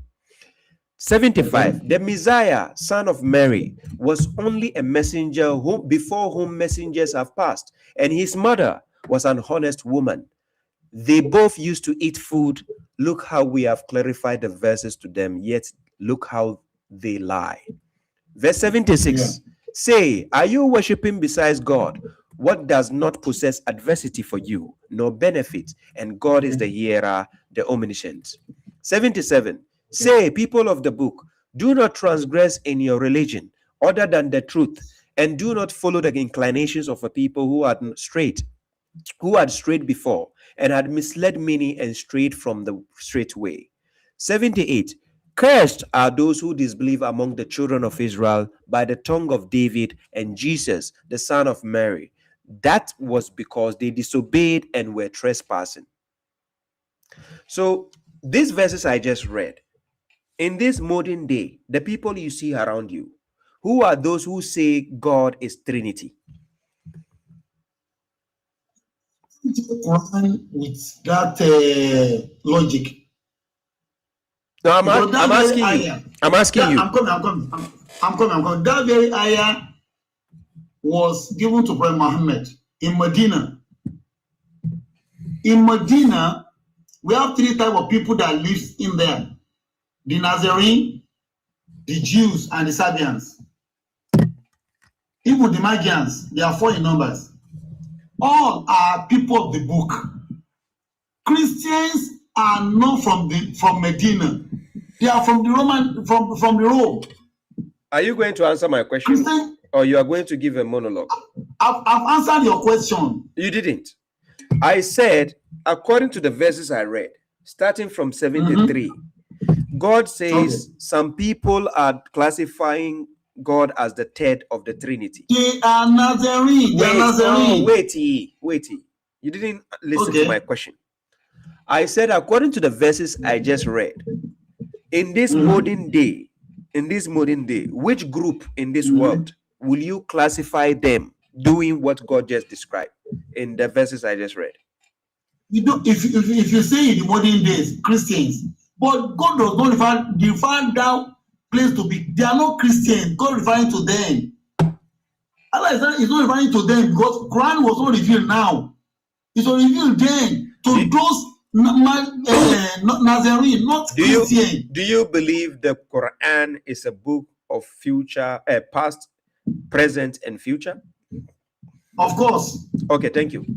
So if you believe so, which means wait. Let me the correction there. No, wait. But there are some verses of the Quran that works with the past and not with the present. Like which one? Am I correct? Like the one I quoted. There are some verses. Like the one I quoted, Yeah. chapter 5, verse 73. It's for the past. Wait. Not from the Wait. Yeah. Chapter 5, verse 73. I know. It's talking about those who claim God is the third of the Trinity. Yeah, they Wait. are Nazarenes. Wait. I'm listening. Which group of this modern day classify God as the third of the Trinity? Which group does that? You don't know what I'm saying. Okay, Christians. So that means that verse, even though it's in the past, does it still align with the present? At all. At all. Jamil, is your name Jamil or Jamil? Jamil. Are you married? Of course. Oh my God. Baba Shuaib, you don't get it. That verse is it a new verse being revealed just now? Was it not for Muhammad back then? I'm telling you one thing. Those verses refer to the people of the book. The Christians are not people of the book.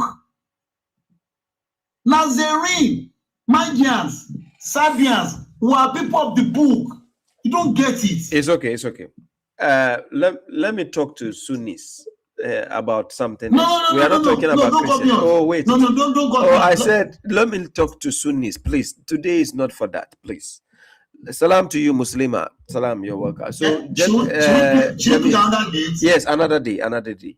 We can have this discussion on Sunday. Okay. Sorry, on Sunday. Yes, when I do my live stream on Sunday, you can join. Let's have that discussion. Sunday around what time? That is in the night time. That is my TikTok stream. You can even join around this time on TikTok. Normally, I stay up throughout.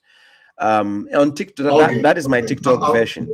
Because with you, if I have to prolong this issue, you are going to let my video go very long, and I'm not ready for that right now.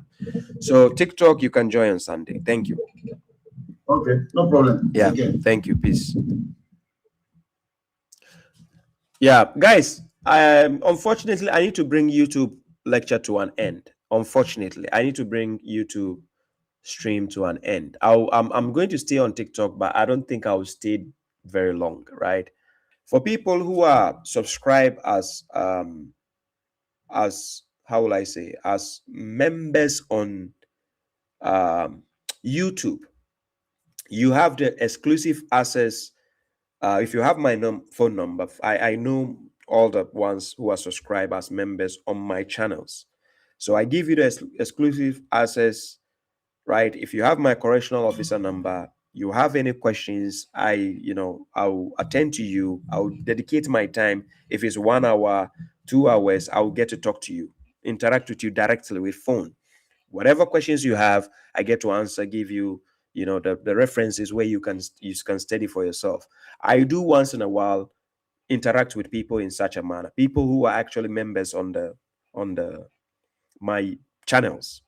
Right, I give you the priority. It doesn't mean I don't talk to other people. Also, I do talk to, but you are members and you have the priority. Because I have somebody who asked me that, oh, what is a membership for people who are subscribers have members? How do I do that? And I say, yeah, I know the list of people who are members. So normally, if they have any question they want to ask me something, I make myself available. We organize a phone call, and I do talk, right, to them. So then they get to learn whatever they want to learn, right? So yes, so that's what the membership on my pages are for, right? So in case you are thinking I made something exclusively, I was thinking about doing a group convo where I can give people tips on daily lives on how to deal with the Sunnis. By the way, one more question. I was asked a question. Let me answer the question before I go, right? So this video has to be on YouTube. I'm going to answer the question before I go. A brother asked me, he says, many of my friends are becoming my enemies when I talk about the Quran alone. They don't know what I have observed or thinking about the truth. Kindly help. So the brother is asking me a question that his friends have become enemies to him just because he talks about the Quran alone, right? Even though they don't know what he has observed and he's thinking about concerning the truth. So now let me tell you, my dear brother,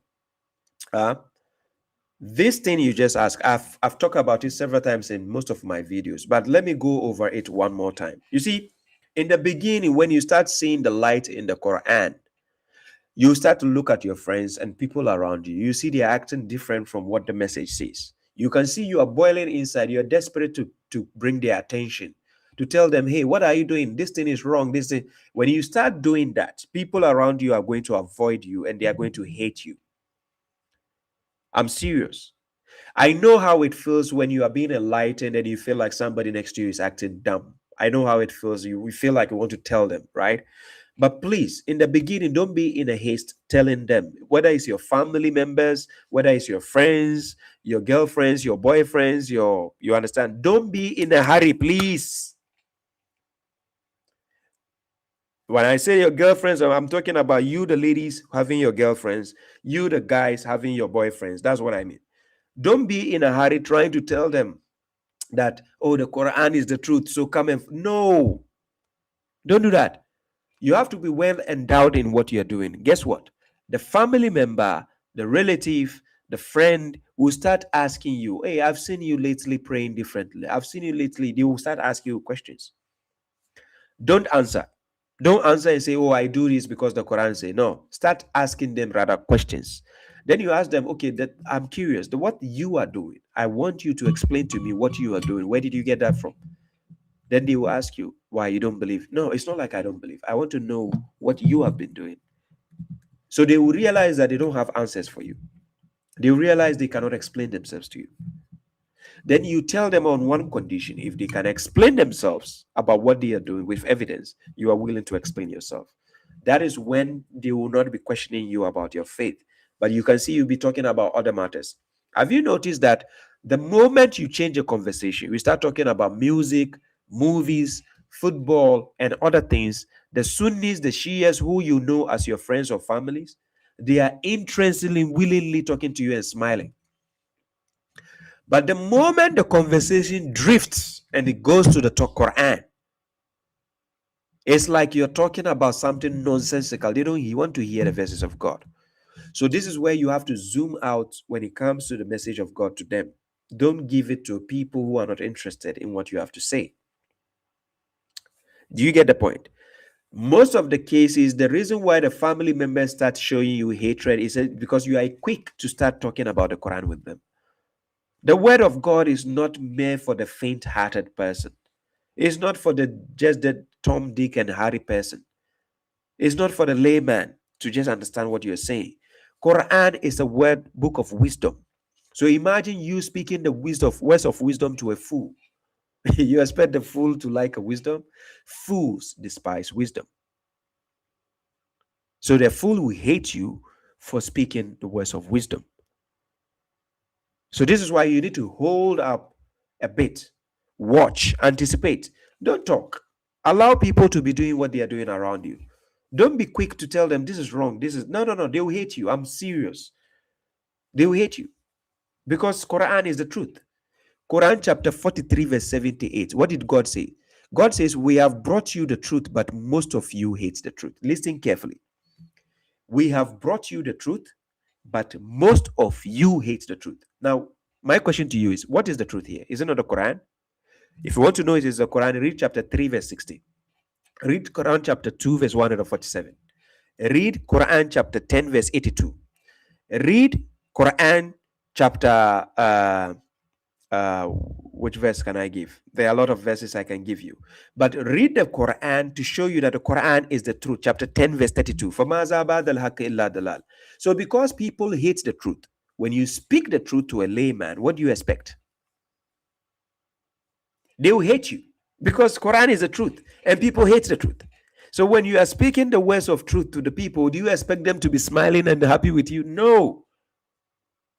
So somebody will say, then what do I do then? How can I see people acting stupid and I will not say anything? That is why you choose your friends. You choose your company carefully. Even if it is family members, you only talk to them when it's talking about family issues or talking about business. Yeah, you can talk to them.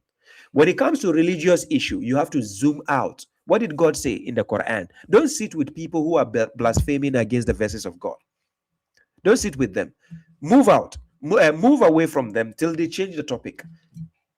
Yes, if they change the topic to something else, fine, you can sit with them. If they are blaspheming the verses of God and the things they are saying, you feel like they are mocking the verses of God, stay away. Quran chapter 4, verse 140.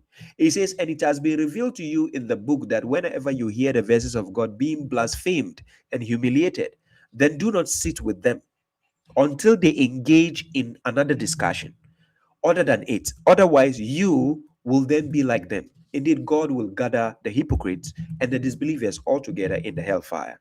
So, what you need to do is to avoid that type of discussion that they are blaspheming. Avoid that. Tell them, I'm not interested. Come back later. You can sit with them later if they are changing the conversation. People will ask me, Abba Shraib, how do you handle people when you go out, the Sunnis and the so? Look, I have my Ghanaian friends based in Finland. I have people, different nationalities, Arabs and so on. They know I follow the Quran. They are Sunnis, they are Shias. People will be saying, that, but how come they don't hate you outside? No, outside, I don't talk about religion. When I meet a Sunni friend or a Shia, we don't talk about Islam. Even if that person brings it up, I tell them, let's change the conversation. Let's talk about something else. We can talk about football. We can talk about Finland, entertainment. We can talk about Ghana. We can talk about somebody's naming ceremony, marriage. Yes. When they bring religion, I tell them, no, I'm not interested in this topic.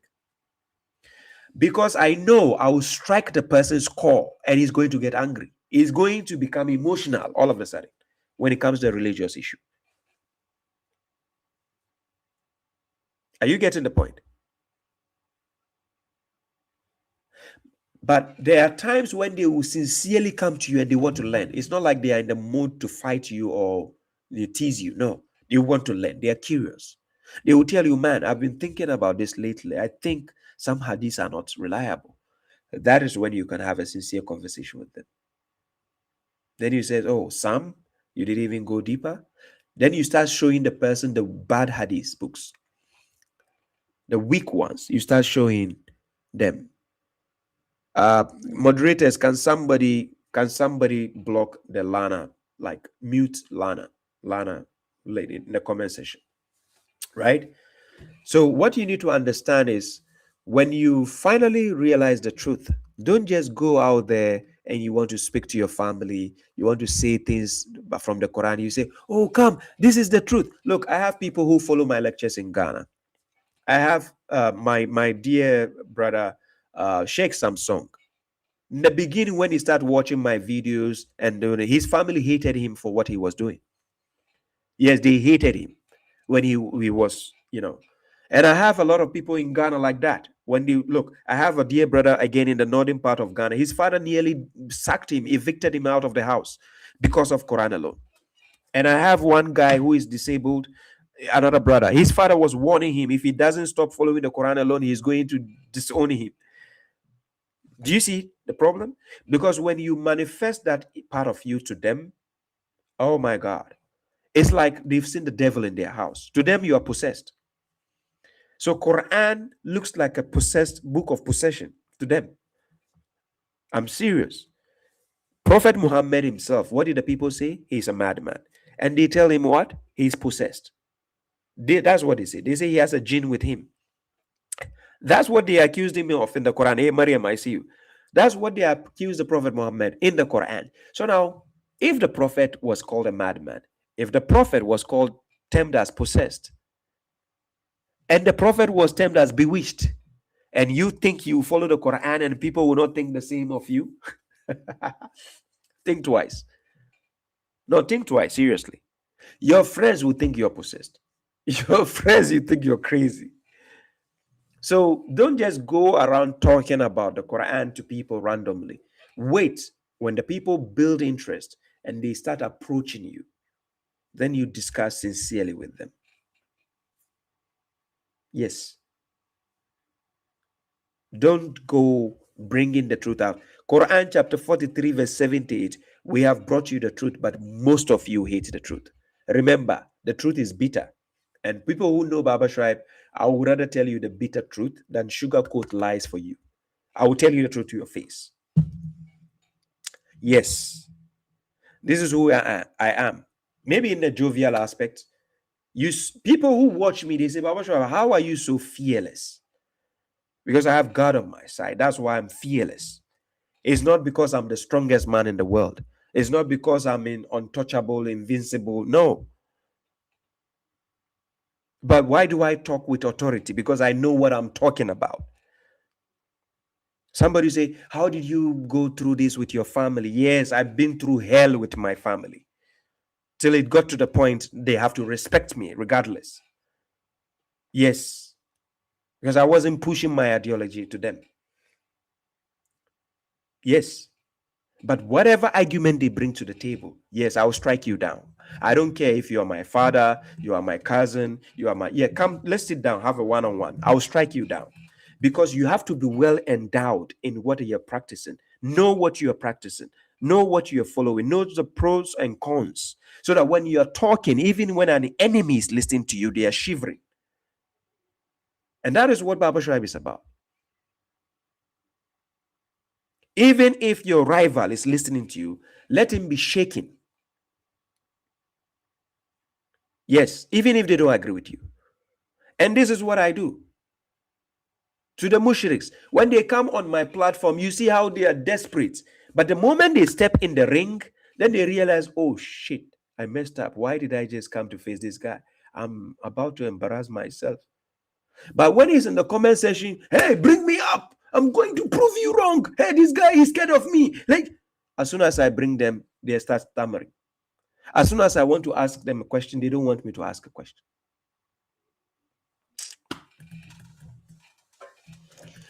Yoruba will say otiton, otitan, or otilo. Guys, so my dear brother, you sent me that. That is the advice I have for you. Don't just go around trying to advise, right? Just please allow the bozos around you, right?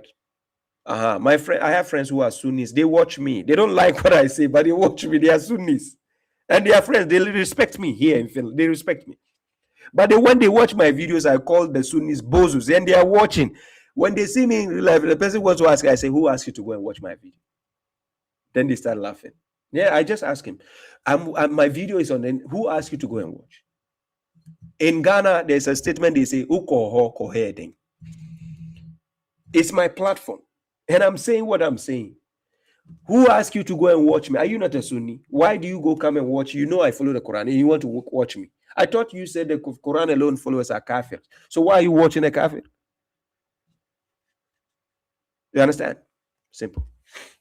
So guys, this is why I say peace to you for those on YouTube, to those on Twitch, to those on X, to those on Facebook. I appreciate all of you. Thank you for the super chat. Thank you for the comments. Thank you for the likes. But for those on TikTok, stay tuned.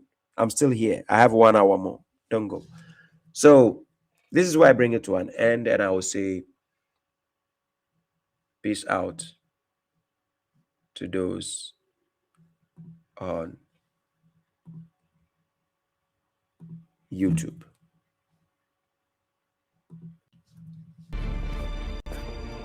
Always give them a reason to remember your name. As a correctional officer,